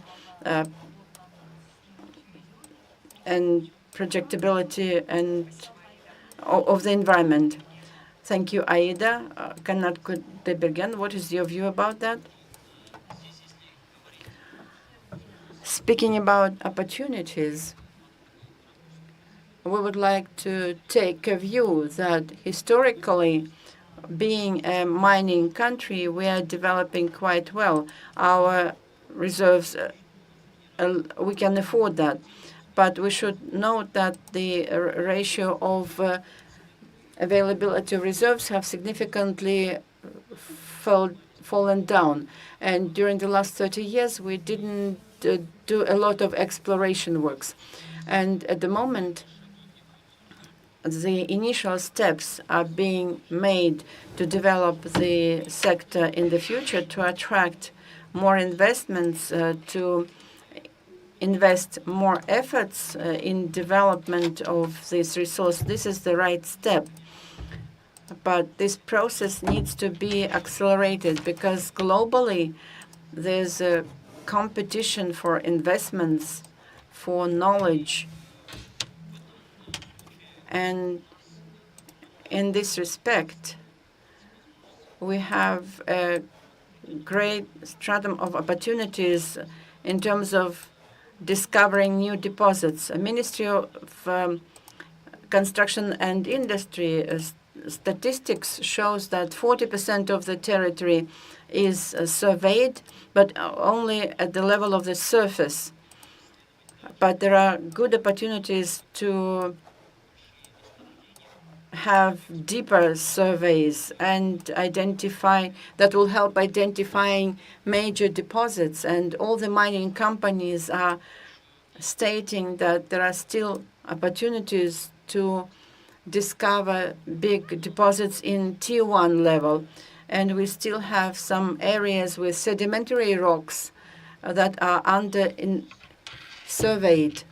And these are the opportunities that are provided by the nature. At the same time, because of the politics on our continent, a lot of attention is now paid to Kazakhstan and to Central Asia. Probably you have noticed that there are lots of fora and visits to Almaty, to Kazakhstan in Europe. There are lots of discussions about critical minerals in the Middle East and Arabic countries. All the major players are trying to make sure that they have sources of materials for their future development. This is some people call them future minerals, some call them critical minerals. And this gives us an opportunity to provide to the world all the materials requested and demanded. And for that, we need to do a lot of systemic work. The challenges that we are facing is the issue of promoting the reforms, which started very quickly at very high pace, and now it's getting stuck. And the second thing is ensuring stability of legislation, including tax regime. So all these things that are needed, that have to be complied with. So these are the agreements reached between the government and subsoil users, and also the transition to the new standards, because when we go abroad, we speak different languages. Why? Because they have the Krirsky system, now we have the old obsolete Soviet system of reserves, and the information that we provide to each other is distorted. Their understanding is different from ours. So all these issues need to be properly harmonized, and international standards need to be implemented. And we also need to develop the financial system that is attracting investments at the earlier stage to the mining sector. We don't have yet the mechanisms of, like it's in Australia or in Canada. We always compare with Australia and Canada because the structure of economy is very similar in terms of the territory, in terms of the density of population, competences, and so on. So we need to make sure with this ratio and take care of this sector. These are the key challenges in my view. Thank you very much. Gazi, I would like to hear your view about that. Good afternoon, everyone. Thank you very much, Ainur, for the invitation. I'm going to speak in terms of my own experience, what kind of obstacles we had when we started mining 10 years ago.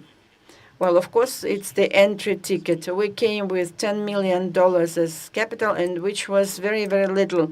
When we started building our factory, we didn't have enough money to finish it, so we had to transport ore. And it took a lot of money to transport, and therefore the marginality was pretty low, which says that the capital expenditures in the sector can only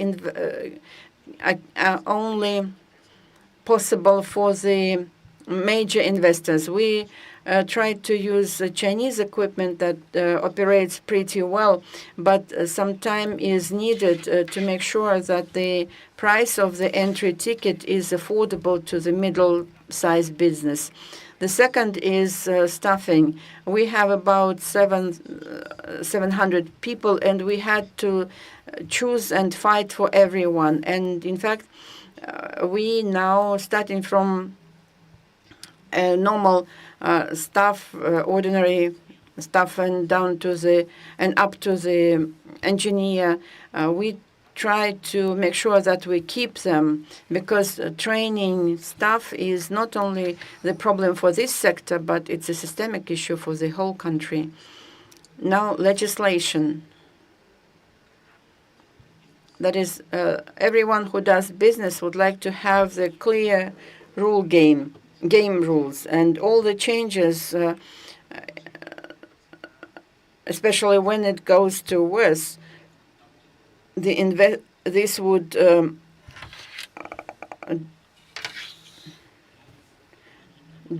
serve as a disincentive. And the mining sector, from our experience, is has pretty high return.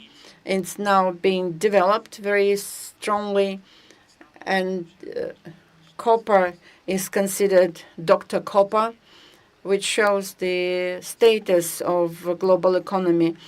And there are lots of investors, and the other speakers already mentioned that many investors from other countries also come here. And speaking about the advantages, Kazakhstan is under-surveyed territory. And during many years, we just developed all fields that already were examined, and we didn't invest too much in green field, and we still have a lot for exploration.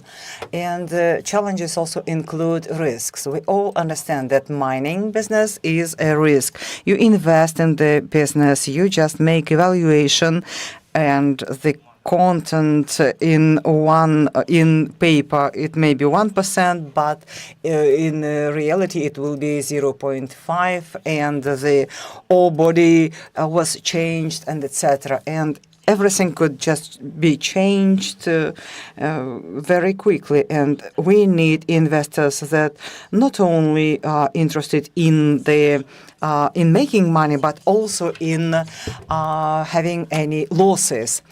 And thank you very much. Many speakers just touched the topic of importance, how the exploration should be done in earlier stages. And my question will be to Dr. Kanat Kudebergen.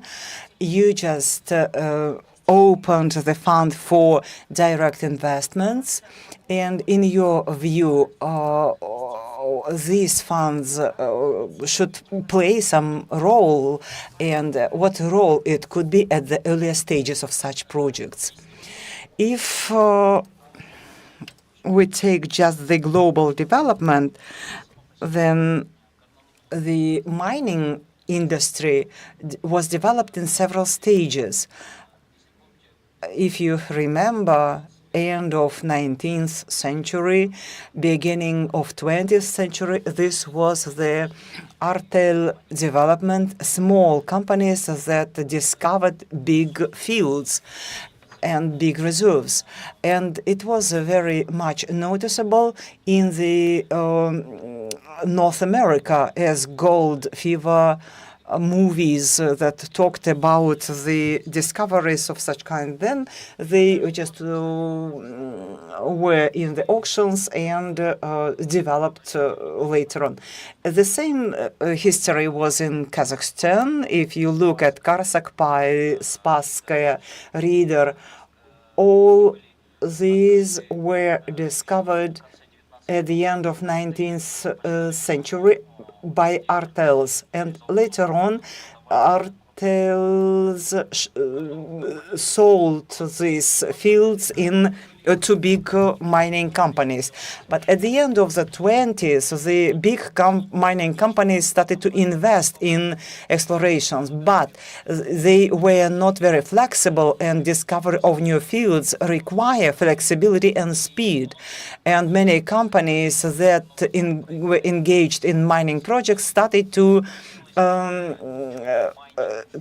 stop doing this, and the junior minor companies emerged, and the fashion appeared in Canada, in Australia, and these junior mining companies included companies of a number of employees or workers, and in Toronto on annual basis they conduct the mining fora, and on annual basis they just award any junior miner company that found something, some additional fields. And the coolest case happened in Mongolia.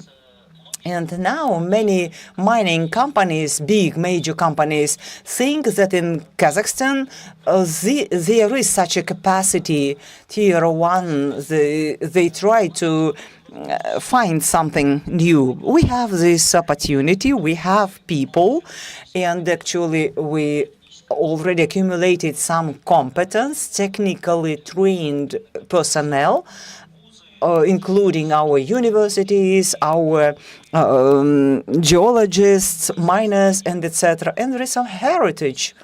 There are technologies available that in Kazakhstan already are advanced.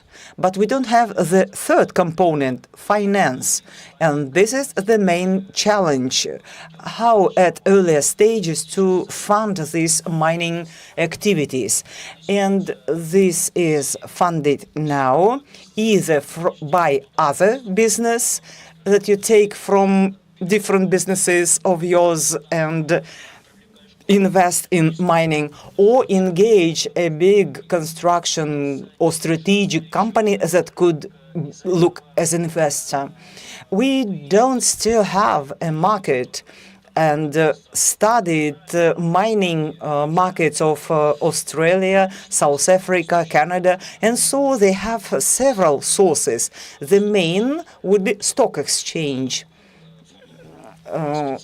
special platform for juniors who can just issue securities and raise capital. They are risky, quite risky, but still, if everything happens successful, then they can get a lot of revenue. So the second would be private equity sector, where there are investment funds, offices that are specialized in such kind of investments. And I also can say that the coolest funds that are named Blackstone or BlackRock, from the times of golden fever, they operated and developed in such markets. We have a unique opportunity now to create, on the basis of AIFC, all these components and to create eco-environment like exchange funds, a platform, junior companies can be engaged, investment companies, and our goal is just to create such a fund that would work only at the development stage, including mining exploration up to counting the reserves. And this period was taken by us as a target. And in such a segment, we would like to show the track to other funds that could emerge later on. Thank you, Kanat. Yes, in order to add to this, I'd like, as a head of the project office in mining sector, that focus of my work in the nearest year would be introduction of the concept that was developed, and there was the publication in Forbes. And I say in this article that at different stages of mining project development, there are different financial tools that can be suitable for this or that stage. And we may say that the loans or investors of capital may not be interested. And Zakaria knows such kind of tools. For example, as Kanat was saying, the listing for juniors via exchange in the local way in Kazakhstan or in Toronto or Australia. And there are such tools like streaming royalty contracts that can allow to get prepayment to the company for future sales and etc. There are many others. And in AFC, we already created the regulatory and legislation framework that would allow to use such kind of tools, including investment funds like Kanat's fund and structurized contracts and royalty, traditional borrowings and raising capital via Astana International Exchange. This all is possible in AFC. And our advantages are common law that ensures the transparency and for Kazakhstani investors or companies access to the advanced capital tools. And I'd like to ask the next question to Aygazi. As the recent successful case for raising capital in the amount of $125 million from Chinese investors to your Karachaganak project. And you just shared several success factors. What lessons could be learned by other Kazakhstani companies? And if we talk about the importance for future projects, how you would, for example, if you do everything from the beginning again, what kind of criteria you will set up to assess the project, the quality of the base or infrastructure or anything else? Thank you. And the history doesn't like any if wording. And as for Karachag project, we raised such capital from investors as of Chinese companies that operate in the nickel market, and they have a very small island in Indonesia where they invested something about $10 to $12 million and used the advanced technology that was developed by the Chinese Research Institute in mining sector. And for a small period of time, 6 to 7 years, their market share in production of nickel sub-product became #1 in the world. And this is just brief story about them. You may read about the Region Markets Group, and Wall Street Journal wrote about this company. How we found them? We just did not find ourselves accidentally in mining sector. 10 years ago, we never showed any interest in exploration. We just were looking for explored fields and found Karachiga field with the protected reserves, and the SRK report was available, and etc. And at that time, this field belonged to the Canadian company, and there was a transparent deal with them. We bought this field for life equity and started to build a factory there. And before that, I just studied the Chinese technologies, because in feasibility study, the application of the equipment was from Europe, and they had huge costs. And we were able to reduce the capital expense practically 4 times. We bought the Chinese equipment, and we were successful in that. You just replace the spare parts more often. Certainly, there are some situations, but still everything worked with the more attention, with more operational expenses. And with that, the enterprise became immediately profitable. In the second year, we already went from this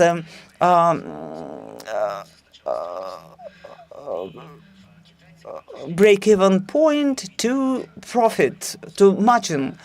And the Chinese came, looked at our audited statements, and defined us as strategic partners, and evaluated this enterprise in EBITDA.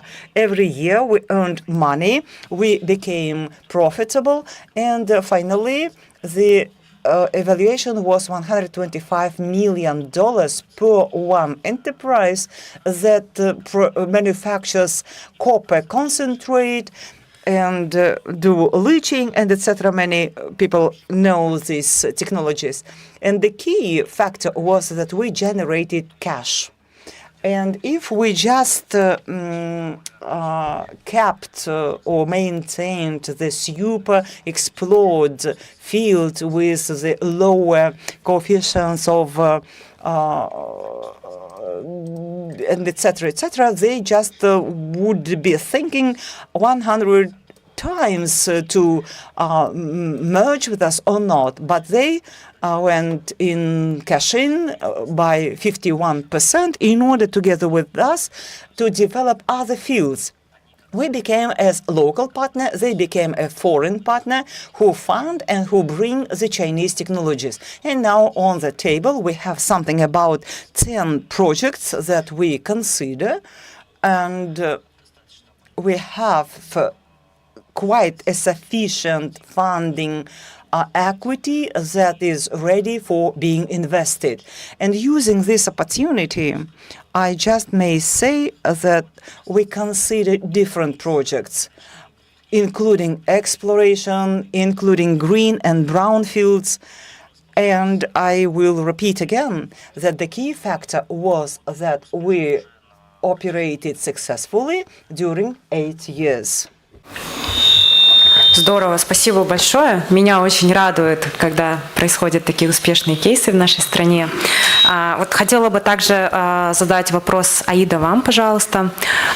Вы как Solidcore, как стратегический инвестор, который в Казахстане тоже недавно вошел в Tin One Mining проект Lancaster Group, как партнер.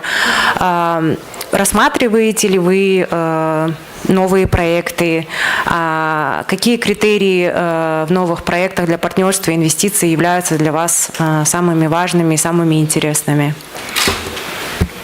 Да, недавно Solidcore завершил сделку в том году, еще мы делали большой анонс, завершил действительно сделку по приобретению 51% в Сарамбете, в проекте Сарамбет. На самом деле у компании на данный момент с учетом редомицеляции, разделения бизнеса, продажи, ребрендинга и так далее. Сейчас большие такие амбициозные планы вырасти и по запасам, и по количеству активов, и по диверсификации стран, присутствия. Особый, понятно, что у Казахстана всегда приоритет, поскольку для нас исторически знакомый рынок. С 2009 года компания вошла. Сейчас активно смотрим страны, такой приоритет номер 1, скажем так, это страны Центральной Азии, приоритет номер 2 это страны Персидского залива, с учетом наших акционеров, интересов акционеров. И на самом деле у казахстанских проектов есть, мне кажется, такой врожденный, что ли, или такой дефолтная корзина преимуществ. Это, как ни крути, у нас все равно очень развитая транспортная инфраструктура, энергетическая инфраструктура по сравнению, например, с теми же странами залива или, не знаю, Дальнего Востока, российского. Как уже отметили коллеги, кадры, действительно у нас профессиональные кадры, они доступны, они конкурентоспособны, по различным проектам, мы это понимаем. У нас есть люди на всех этапах, на всех переделах производства, биология, добыча, горняков, очень много, переработка металлов, металлургия, сильные металлурги у нас есть, все знают. Что еще? Относительно простое получение права недропользования. Вот здесь надо признать, получить его. Есть нюансы, когда вы его получите, но и получить его в принципе несложно. Разумные, понятные правила. Есть близость нашего стратегического партнера, не знаю, крупнейший потребитель металлов — это Китай, это нельзя умалять этот фактор. Политическая стабильность. Ну, мне кажется, это вот стандартно, да, все, что у нас есть, ну, такой хороший багаж. Что я лично, ну, сейчас мы очень активно смотрим много проектов за последние там пару лет, прям активная работа идет. Что я для себя так поняла, в какой-то момент рефлексировала, поняла, что на что я обращаю внимание. Первое – это хорошая подготовка, такая качественная геологической информации. Хорошо подготовленная геологическая информация, она снимает вот прям целый ряд вообще вопросов, сомнений, рисков и очень сильно упрощает и ускоряет техническую оценку проектов. Ну, то есть вот ну, любой проект для нас, да, там важно не столько return геологии, сколько геология, да, состояние ресурсной базы и вот насколько партнер будущий подготовлен к этому, это вот прям очень важный фактор для нас. И здесь вот коллеги отмечали, да, очень важно юниорское движение, скажем так, институт вообще казахстанских юниоров, развитие. Потому что юниоры, на самом деле, это те люди, которые делают черновую работу, да, самую. Они занимают, причем могут ее делать очень быстро. Изучить, сформировать пул хорошей информации геологической для нас. И вот здесь нам, правда, немножко другие юниоры попадаются. Они говорят очень часто, что им не нужны деньги на разведку. Они вообще готовы их найти сами. На рынке сейчас денег очень много. Они хотят получить return за конкретный объект. То есть они хотят изучить объект, качественно сформировать информацию, получить независимую оценку запасов и потом приходить к нам уже с конкретными цифрами. Вот как бы сейчас могу порадоваться. Когда я начинала работать, у меня там был перерыв, да, в инвестпроекты я уходила, но когда начинала лет 7 назад в этом направлении работать, было абсолютно не так. Все хотели просто лишь бы там мы зашли, лишь бы какие-то работы минимум провели, что-то помогли сделать, не знали люди методологию и так далее. Сейчас качественное улучшение, вот я спустя 7 лет точно вижу. Вот качество геологической информации. И второй критерий – это на самом деле, мы редомицилировались сюда, да, активно работаем с биржей. Вообще исторически, с 2011 года компания была публичной, поэтому для нас важный критерий – это готовность, хотя бы, ладно, опыта может не быть, но хотя бы готовность внутренняя, да, такая, работать с открытыми площадками биржевыми, с МФЦА в том числе. Почему МФЦА? Потому что вот тут Айнура уже озвучила, да, часть преимуществ для нас. Самое главное – это возможность использования английского права, потому что оно позволяет, открывает вообще неимоверный потенциал структурирования сделок. Да, все, что вы хотите предусмотреть, любые индивидуальные хотелки, это все реализуемо в рамках английского права, чего, к сожалению, не позволяет делать национальное право, в силу определенных особенностей, да, правовой системы. Любые отлагательные условия, вот все в рамках английского права, это все очень прекрасно реализуется. Любые платежи, выплаты, гарантии, возмещения за нарушение этих гарантий и так далее. МФЦА – это равно прозрачность, для нас, да, там основные принципы подотчетности, прозрачности, открытости, документации, это все тоже очень важный фактор.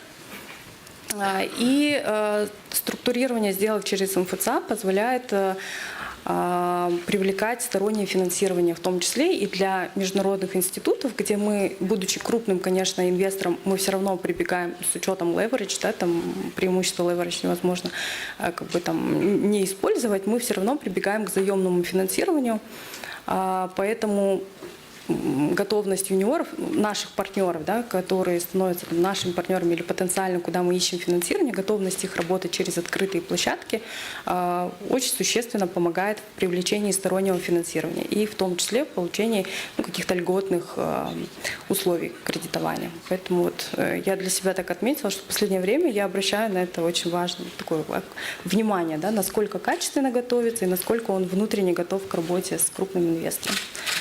Спасибо большое, Аида, спасибо за высокую оценку нашей организации. Вот ко всему перечисленному, да, из преимуществ МФЦА, которые вы рассказывали, вот еще, пользуясь случаем, хочу объявить о планах, сделать, это пока рабочее название, но это такой инкубатор акселератор, то есть идея в чем? Я хочу создать площадку, где, с одной стороны, будут участвовать инвесторы, как вы, с другой стороны, юниорные компании, которые хорошо подготовлены, да, которые смотрибельны, bankable, чтобы на этой площадке две стороны с друг другом знакомились и делали сделку. Сейчас это как бы в работе концепция, вот, но МФЦ является идеальным местом, идеальной площадкой, где вот такое может происходить. Может быть, там даже несколько инвесторов будут на один проект вместе заходить, разделять риски, что-то в этом роде. Да. Спасибо большое. Зикерия, у меня вопрос к вам. Вы как представитель международной, да, компании, международного трейдера, международной финансовой компании, как вы сейчас видите Казахстан? Это ваш первый визит, я знаю, у вас были встречи, да? Как вы сейчас видите горнорудный сектор Казахстана? Как ваша оценка горнорудных проектов, с которыми вы встречались? И как вы думаете, что нужно сделать, чтобы эти проекты стали более интересны и понятны для международной комьюнити, сообщества? Yes, this is my first visit to Kazakhstan. So far, I'm very much pleased to. And at this, we had some very good meetings with very good, successful examples of mining sector here in Kazakhstan. I think Kazakhstan has a huge potential in the mining industry. This is, as Ocean Partners, not a jurisdiction, not a country that we have existence so far, but we are very keen to at least to start business relationships here. And first thing, of course, what I mentioned initially is this is a very attractive region in mining sector.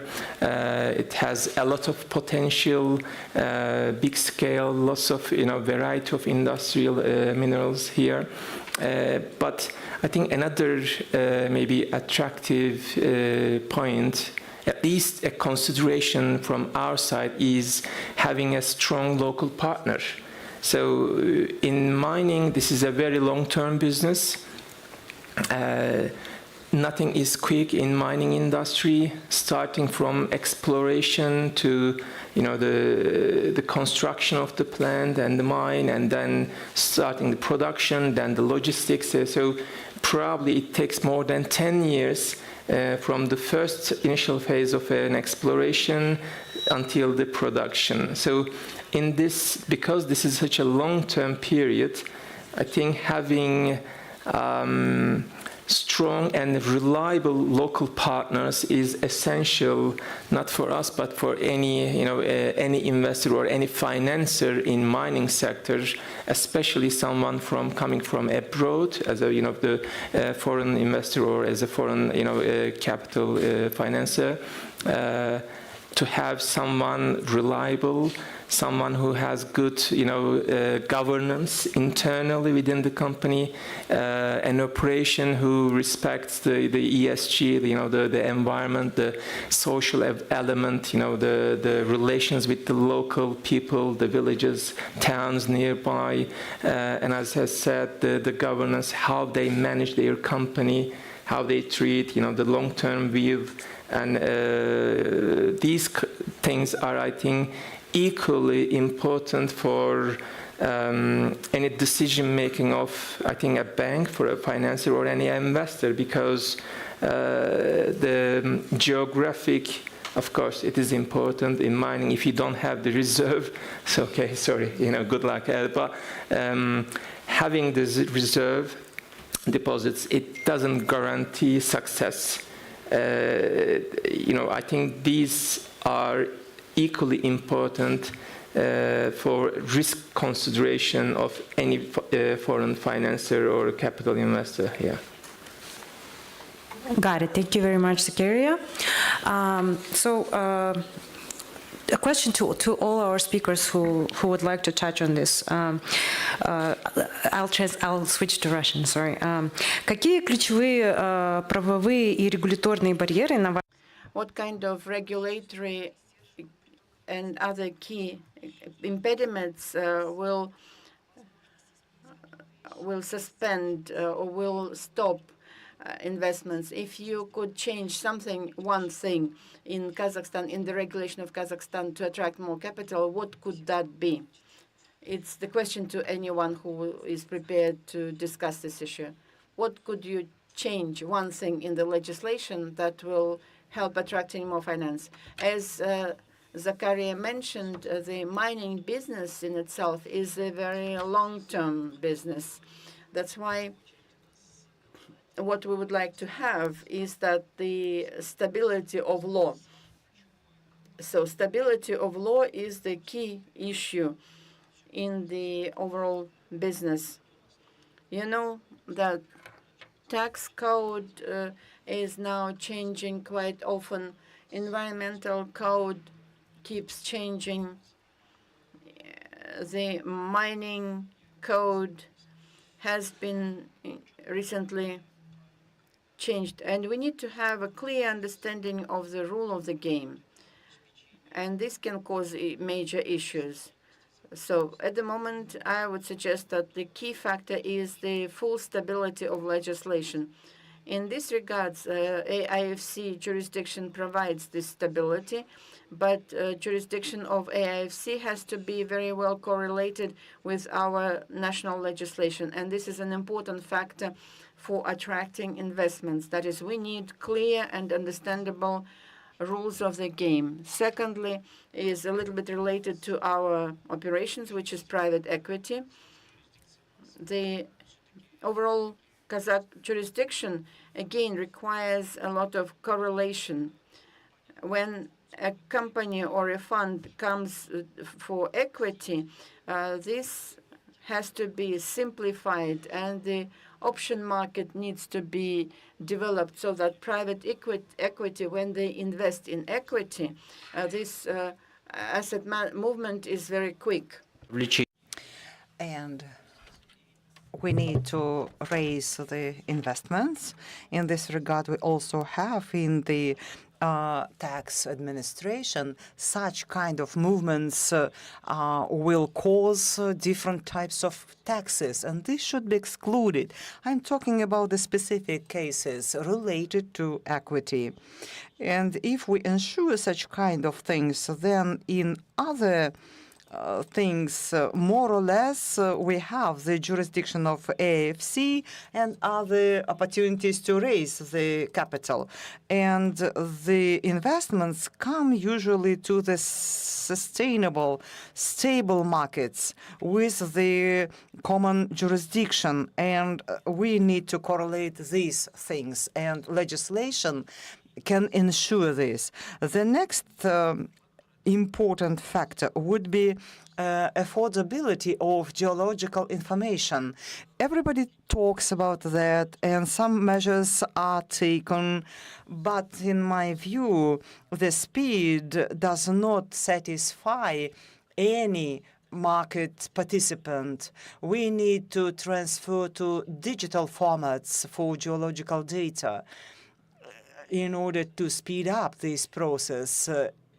Moreover, in the century, when we use AI, we cannot continue working with the paper format. And geologists know to go to the libraries, to select different reports, to read and to write out some extracts from the books, and to square kilometers in order to study, you need to read 15 million reports, each of them of 200 pages. And certainly it requires the resources. And if we digitalize faster all such kind of information and ensure affordability or access to this information, then it will also raise the capital and attract the investments. You see, reports could be just uploaded into Chat GPT. I want to say two things. First, when we built the second factory, the local government should have arranged the infrastructure to us, like power electric lines. According to the law, they have to do this, but they didn't have any budget for that, and they decided to budget it only for the next year. And we just computed that it would be much more beneficial for us to finance everything by ourselves in order to do it this year. And we had some financial opportunity. Other companies wait for a year and a half, but for us it was not real for a normal business when you plan everything. And the wish of mine would be to make bureaucratic procedures less and the decision-making speed in the government structures be much higher. And I will not say how everything is coordinated in the ministry. If you, for example, replace the owner of the field, the coordination and approval takes 11 months in the ministry. And in 11 months, everything can be changed, including leave of investors. And as for legislative base, in my view, we have very well elaborated legislation, tax code, and laws that are not amended that often, according to my subjective view. And not long ago, discussions took place on royalty. In my view, this is another significant step ahead. Certainly, there are cons and pros, and there could be other processes that also require some changes. But all the developed mining countries usually operate on royalty. If we speed up this, then we would just step up ahead. Aida, Zikaria, do you have anything to say? Thanks a lot to all of our panelists. Oh, no, Aida, I'm sorry. If the devil is in details, but if we look from the wider perspective, I would say that we have some lawmaking disease, and to blow on water being burnt by milk. And for us, this is very relevant. With adoption of water code, we understand that Kazakhstan is a depressive water-related region. And as it is written in water code, it absolutely prohibits to make operations on subsoil use next to the water bodies. Certainly it's clear that we cannot touch these water bodies, but then in implementation we need just to figure out what is water body. And any acceleration of water less than 10 square kilometers could be included into these water bodies. How this data is formed? They take the Google map shots, satellite images, and do this in the flooding season. And what is this season in North Kazakhstan? Every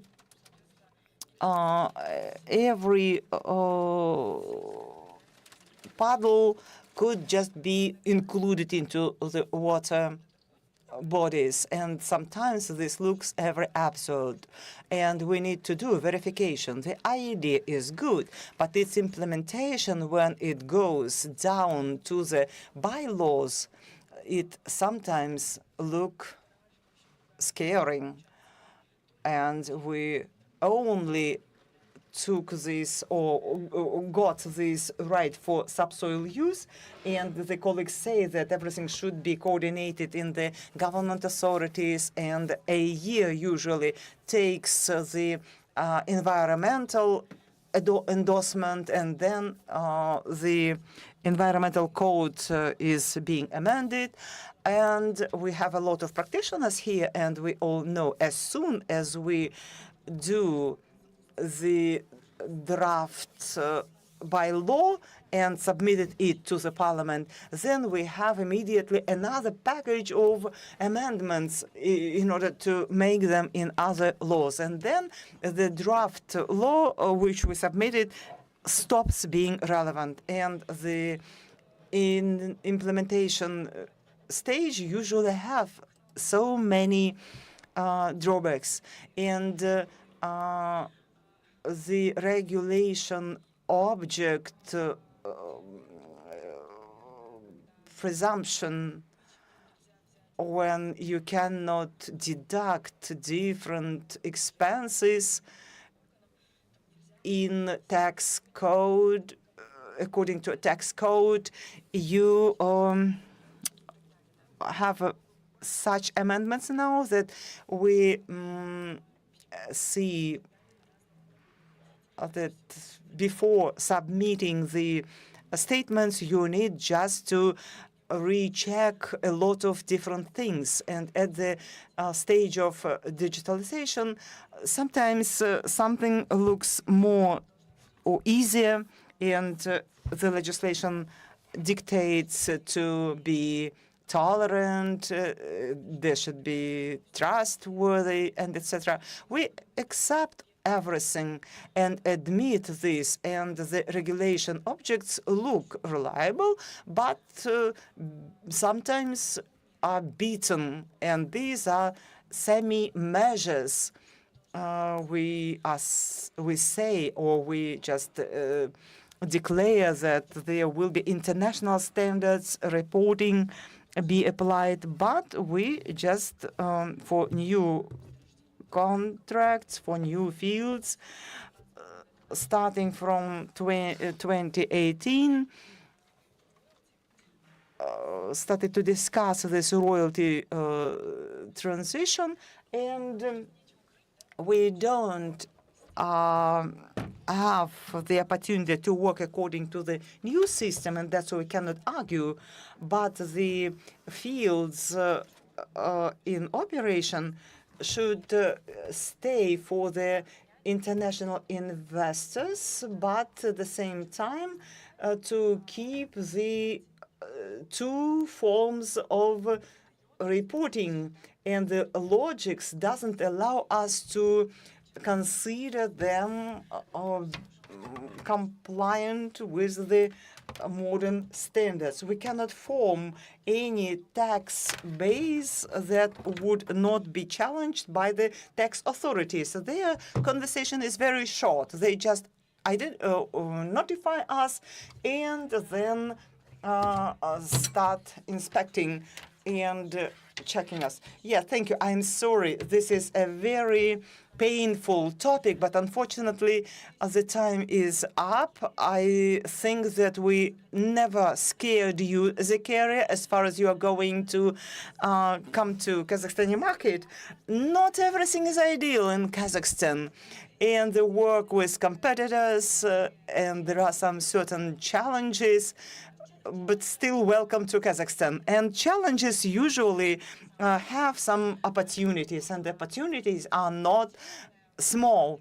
And we have a wonderful mining community, and you may see the bright representatives of them. They are best of the best. And I'd like to express appreciation to you, Zakaria. You just came to the forum from abroad.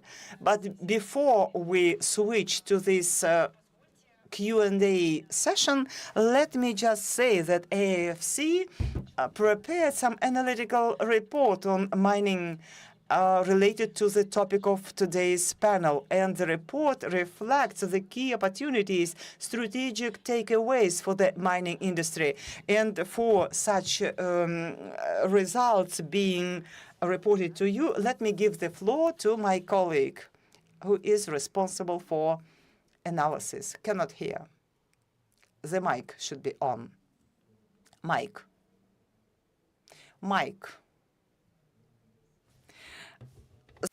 panel session.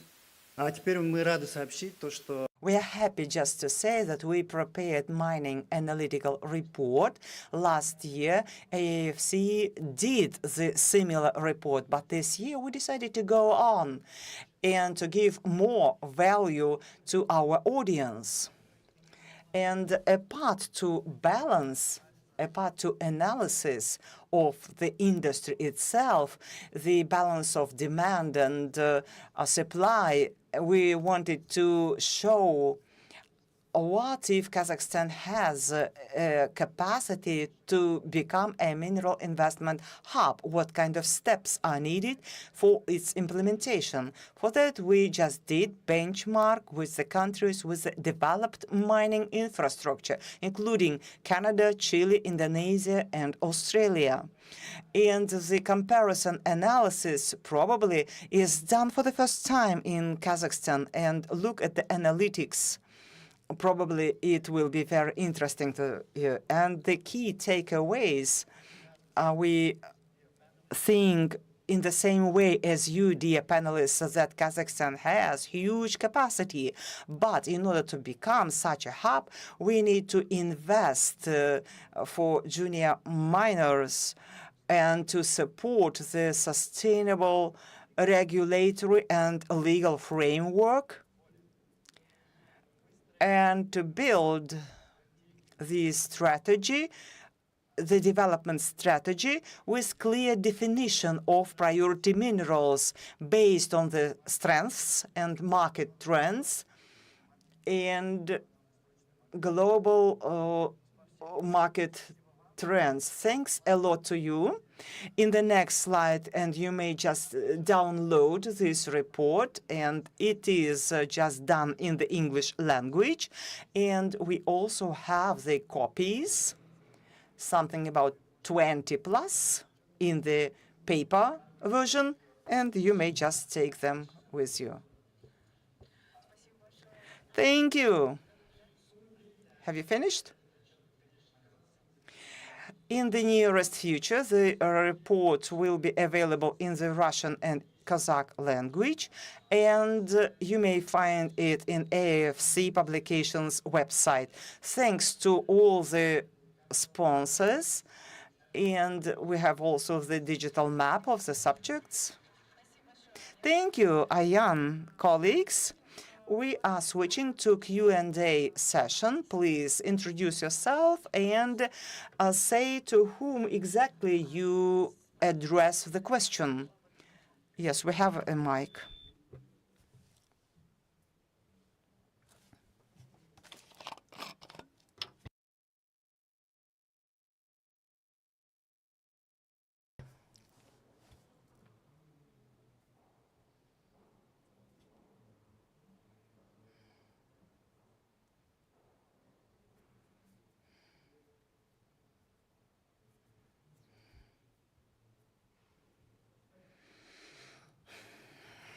Good morning. My name is Daniyar. My question is to Irgazy.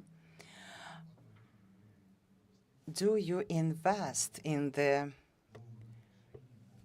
drafting of new decisions related to enrichment of ore?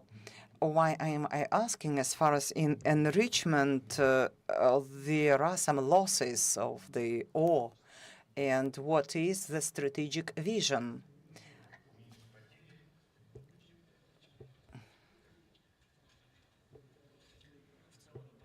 In general, the policy of our company is from 10 to 30% be invested in R&D.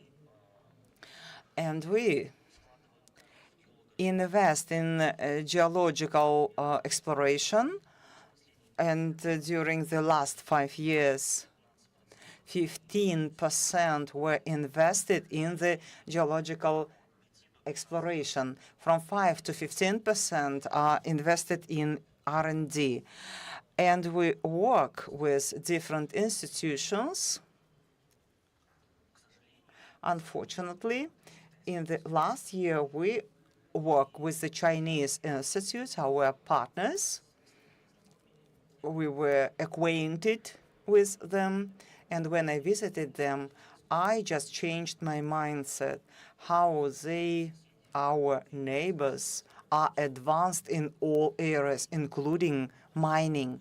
I may say, like I was in the similar room full of monitors. They had a project in Africa and drilled the wells and took the cores and put the robots in the wells to take the samples at different heights, and they just guided the robots. For me, it was very interesting to observe, and we want to have the same R&D institutions.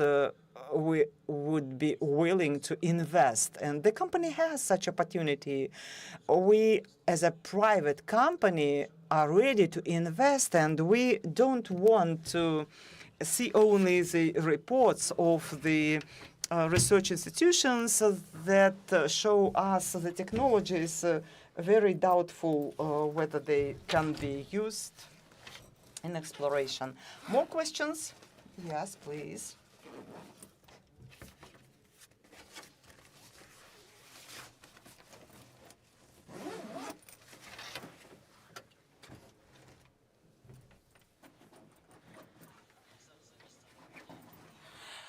Kaisar, everything depends on Trump's behavior.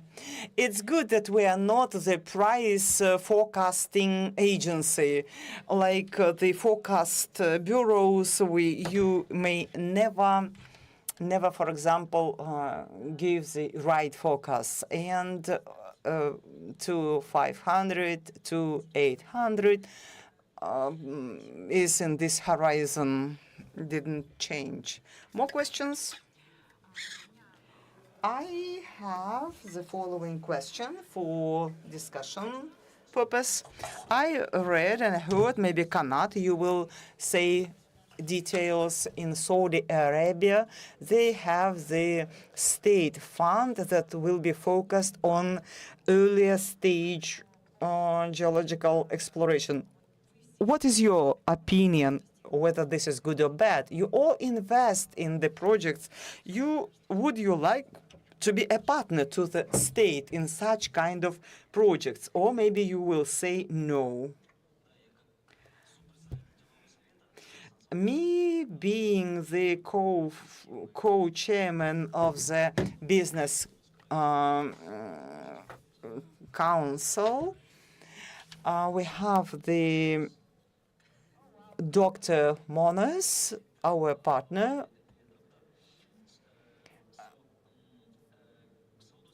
Saudi Arabia has the following situation. The country decided to diversify the economy and started to invest in the mining sector. And frankly speaking, otherwise than us, they didn't have any competence or geological exploration experience of large scale. They just used the same approach as us, but they do it in a systematic and faster way. And similar fund, and we create as the private initiative different funds and consider different projects. But Saudi Arabia did this on the base of the state funding. They created the specialized fund in order to incentivize the junior market. And they now, in this regard, impact on the markets significantly. And I read their concept that the state, little by little, will go out of this business and the fund will become more and more private. They are at the beginning of the way, established such a fund in order to support the industry and to launch some momentum. And in the same way, the Chilean colleagues did as well as the Canadian fund with the state share, and little by little that share became less, and the state just incentivized the market in this way. Other speakers, do you have any opinions related to such mechanisms? The mechanism for developing the geological exploration, as I said, needs importance in the way of juniors institutes that speeds up opportunities for discovering the new fields. And maybe this is the sector where we do not have that strong competition. We just share our views, and we more behave as partners in order to make the sector more beneficial. And the institute probably would be much more interested not just in taking the state out of the partnership, but to protect the investments. Any more questions?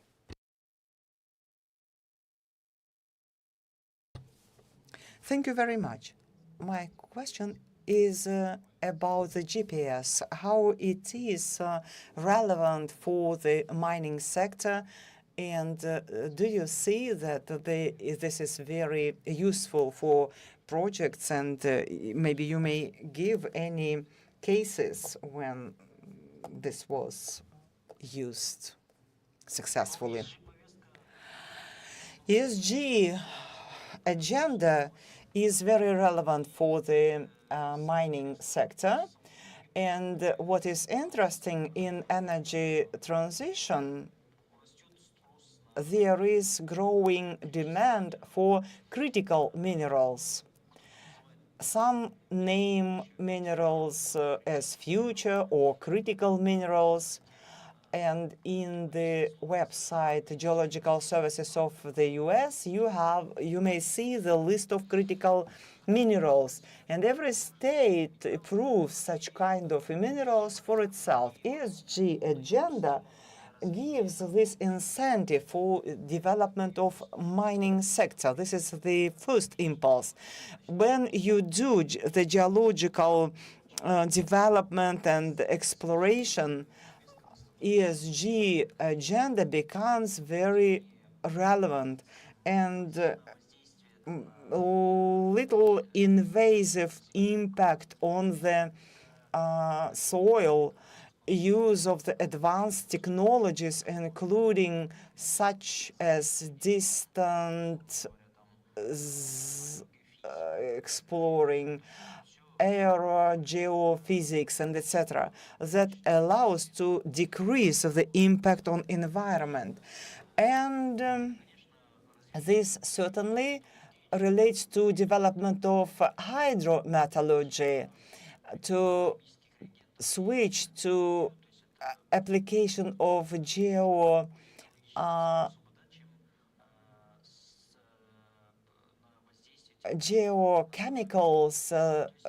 than to impact on the metals.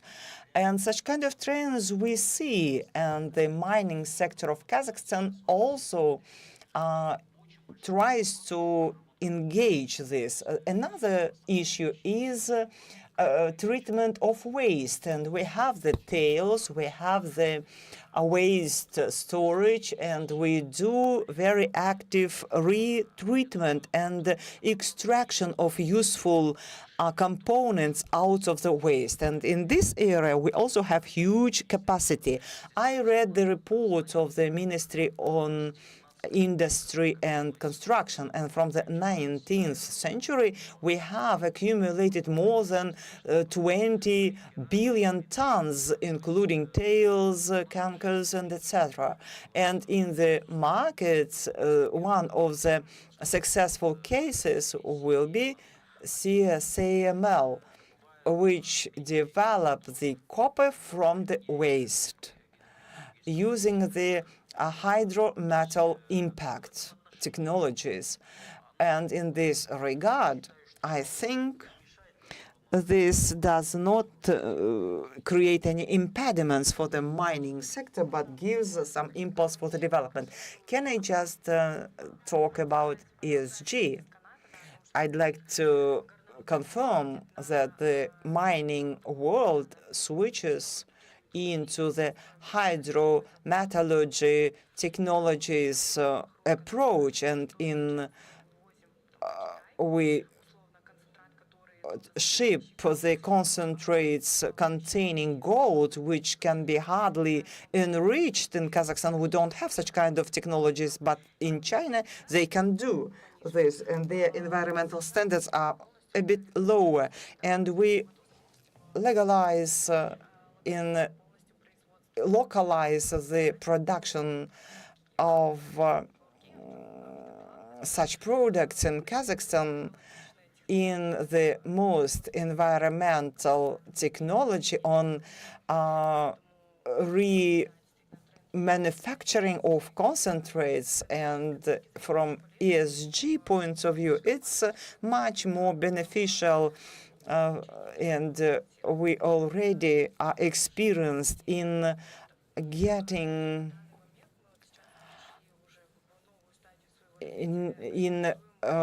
working in the more advanced stage, implementing the projects on solar power plants and planting the trees in North Kazakhstan. We just bought all the young plants from different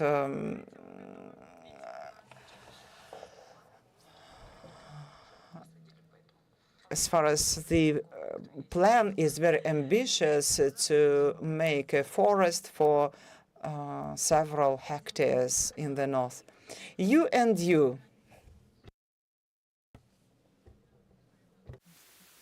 Thank you so much for this very informative section. I'm a Deputy Commerce Section Head in the U.S. Consulate, Almaty. I'm recently arrived, and this is incredibly informative. I've done some work with critical minerals in the past in other countries, and my question is to that specifically. Thank you. You've mentioned some very interesting parts of critical minerals, the sort of life cycle and the discussion. I'm curious to know if you see to focus on a particular parts of the life cycle, mining, exploration, mining, processing, and or recycling, or do you feel like Kazakhstan is sort of having a broader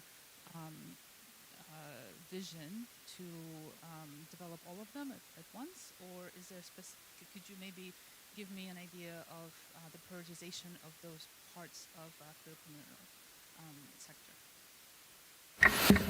Thank you for your question. So I think we have a huge potential to develop all of these parts. For example, it's exploration and discovering new deposits of the metals. For example, we have huge potential to explore sedimentary rock territories. It's something new for Kazakhstan, and more deeper in some parts of Kazakhstan. And the second thing is, I think mostly we should consider all of these tailings like a source of rare earth metals, because you know, in 19th century and in 20th century, it was a little bit mining more extensively, and in tailings nowadays we have a good mineralization of some rare earth metals, and in some part of Kazakhstan we consider some.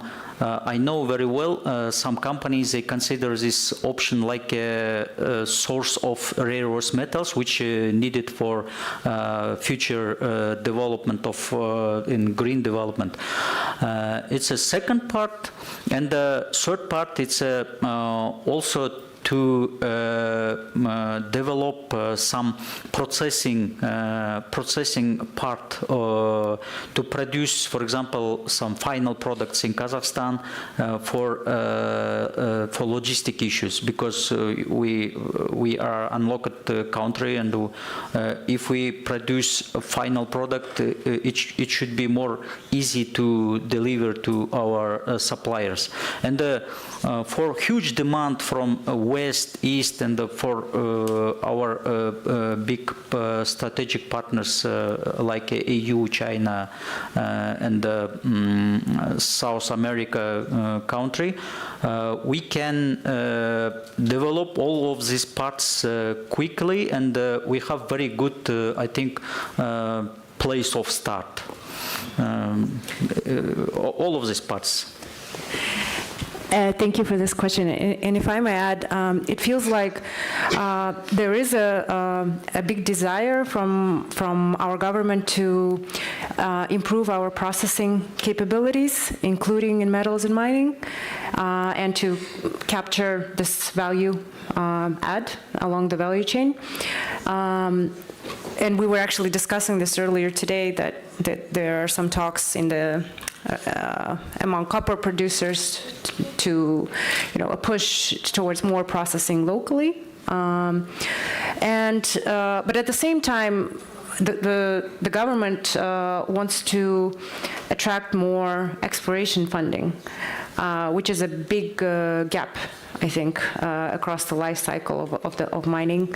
And as you saw, there's only 30+% of the country that is explored. So we very much welcome such funding. Yeah. Thank you. А вот еще вопрос у нас там. Thank you very much for such a wonderful session. Mankulov from the Minerals Geological Exploration Junior Company. We welcome the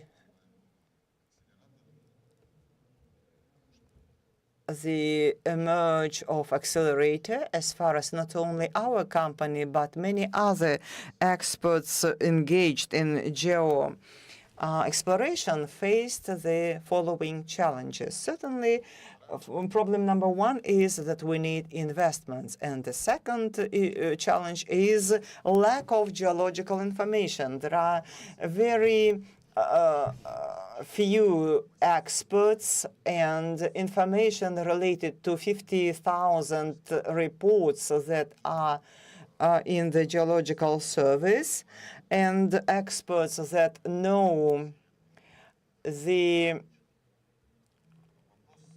geological issues even less. And the question is to you, whether there will be any center of excellence that would help to the developing geological exploration companies to obtain good competence and analytics related to the interesting fields. Thank you for your question. I just see the ecosystem in the following way. It may be named as accelerator. On the one side, there are strategical and financial investors. On the other side, the junior companies that are at different stages of readiness related to their presentation. And I think that such junior companies will get feedback, and somewhere they would have to elaborate something in their readiness. And I think there should be such an ecosystem on the platform of AFC, where a lot of companies, like 4,000 companies, are registered, and many of them behave as consultants, so they will be service providers. And while we are creating this ecosystem, we will see companies that are focused, let us name them mining consultants, who would be more technical or more financial. And the participants could just address them and elaborate some individual needs with them. I think it should work like this, including focus on different research. You may just offer different researches to them, and this is also welcome. Collaboration is possible with our institutions. We also may think about that with our colleagues. Thank you.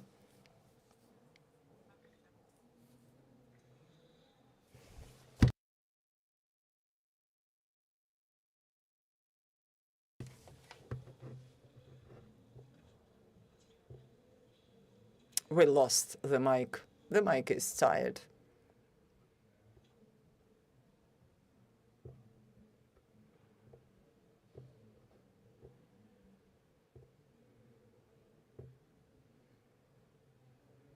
Cannot hear.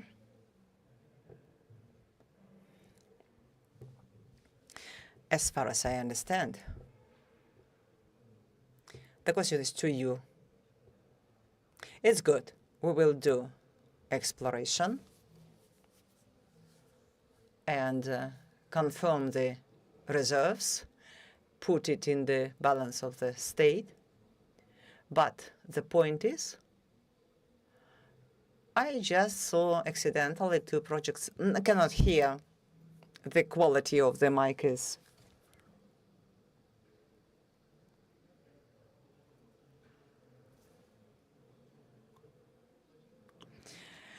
And the development activities are scheduled. And our optimization happens.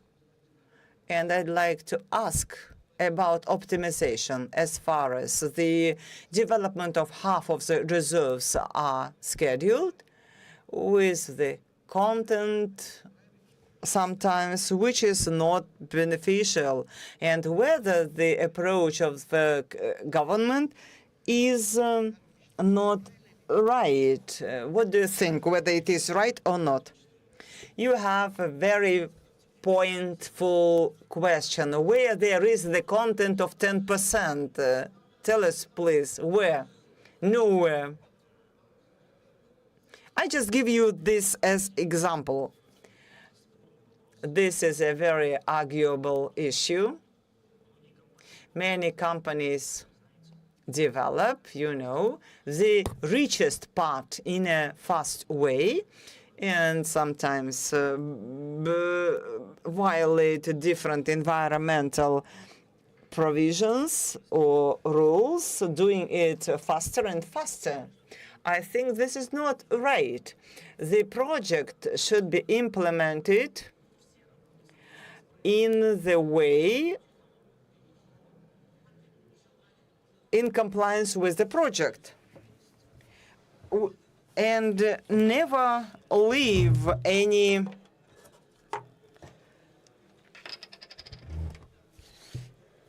it should be like this.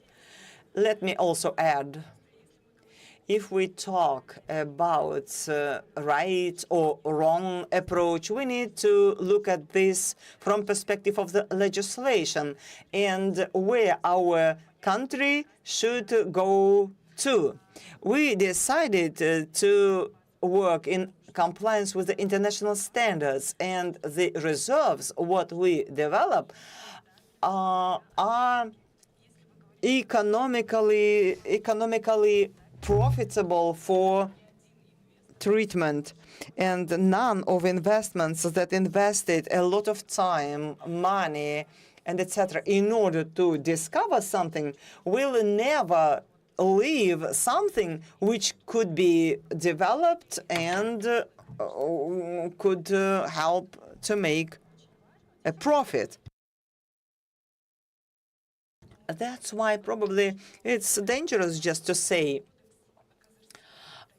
Kazar C code enables the developer to assess the reserves that requires some additional resources in order to study everything better be included into the reserves. But if we take or develop everything up or fully, this will not be profitable for investors that work in private market.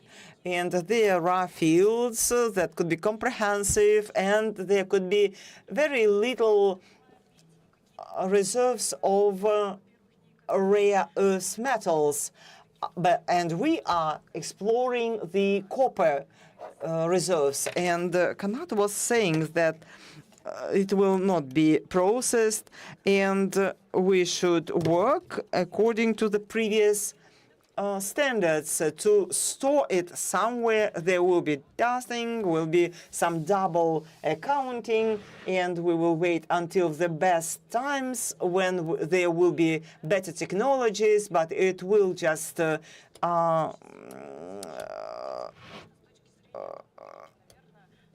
occupy the land and wait for many years, and certainly such kind of rich reserves will never stay aside.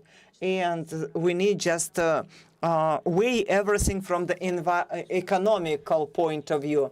Can I just adjust, like if the private businessmen are not regulated, then in Almaty, higher than Al-Farabi, there could be 20 or 40-story buildings. As far as BI would think how to make money on each square foot. And if the private miners are not regulated, they will just do developments only from in the richest parts of the fields. That's why the state should protect the interests. There should be regulations and laws, and every subsoil user should comply with the legislation. There should be some range, but it should never go beyond that range. This is my point of view. Colleagues, we are already half an hour time beyond our time limits. I may continue and ask you questions as far as the audience is with us. We have another question, and that's why I'd like to be sure that the speakers are comfortable in obtaining your questions. Вот вы как международный эксперт подскажите, в каких странах законодательство? In which countries? We spoke a lot about the problems and the role of the state. Which countries have the best PPP approaches? Because most of the mechanisms were based on PPP principles. I'm from the Association of PPP Experts. Thank you.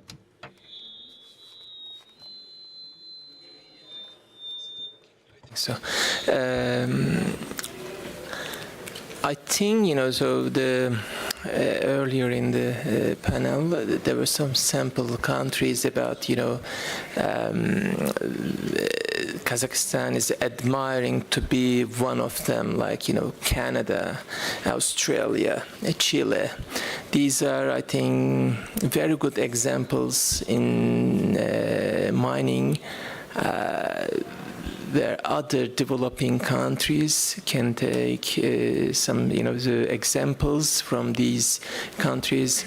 There are certain, of course, elements like in mining, like this, the very basic is the geography. You need to have the mineral reserves available, but other than this, many countries have those richnesses, but not everyone is able to maybe use these resources with most efficient way.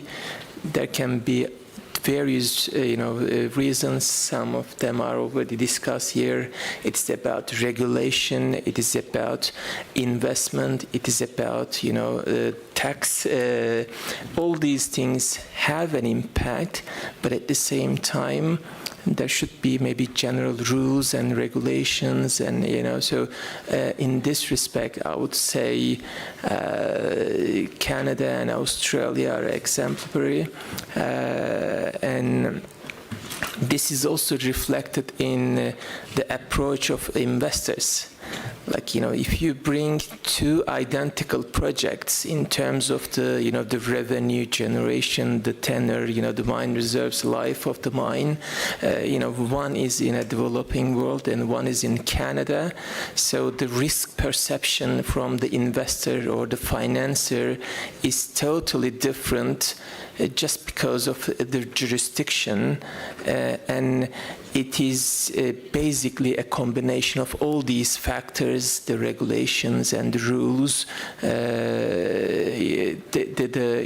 the security, safety. All these things are hugely important, not only the ESG perspective, but it is also part of the decision-making risk perspective, risk decision of any investor. So I would give those countries probably the best examples in the mining, and they, of course, they benefit. It is like almost like a vicious circle. If you have some problems, it brings another and then the others, and then so it almost like make it very hard to work.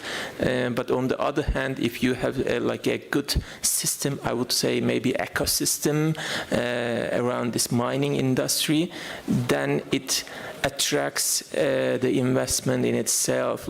So there is a huge amount of capital available in the world. Everyone is looking for, ways to invest. Where can I find the right investment for my money? The banks they have, enormous amount of, capital. They are looking for ways to employ those capital. But of course, so to attract those kind of, funds, whether it is a long-term investment or short-term funding, then you need to have this ecosystem. You need to have this clarity, about the legal structure, about the rules, about the safety standards. So all these things are very important in any decision-making process from the risk point of view. Благодарю наших спикеров за Thanks a lot, panelists, for your valuable comments. Thanks for your time. I would like to thank the audience for your time and for your attention. And mining sector is one of the promising sectors in Kazakhstan, and AIFC will continue supporting its development, merging the global capital, partnership, and cooperation. Thank you.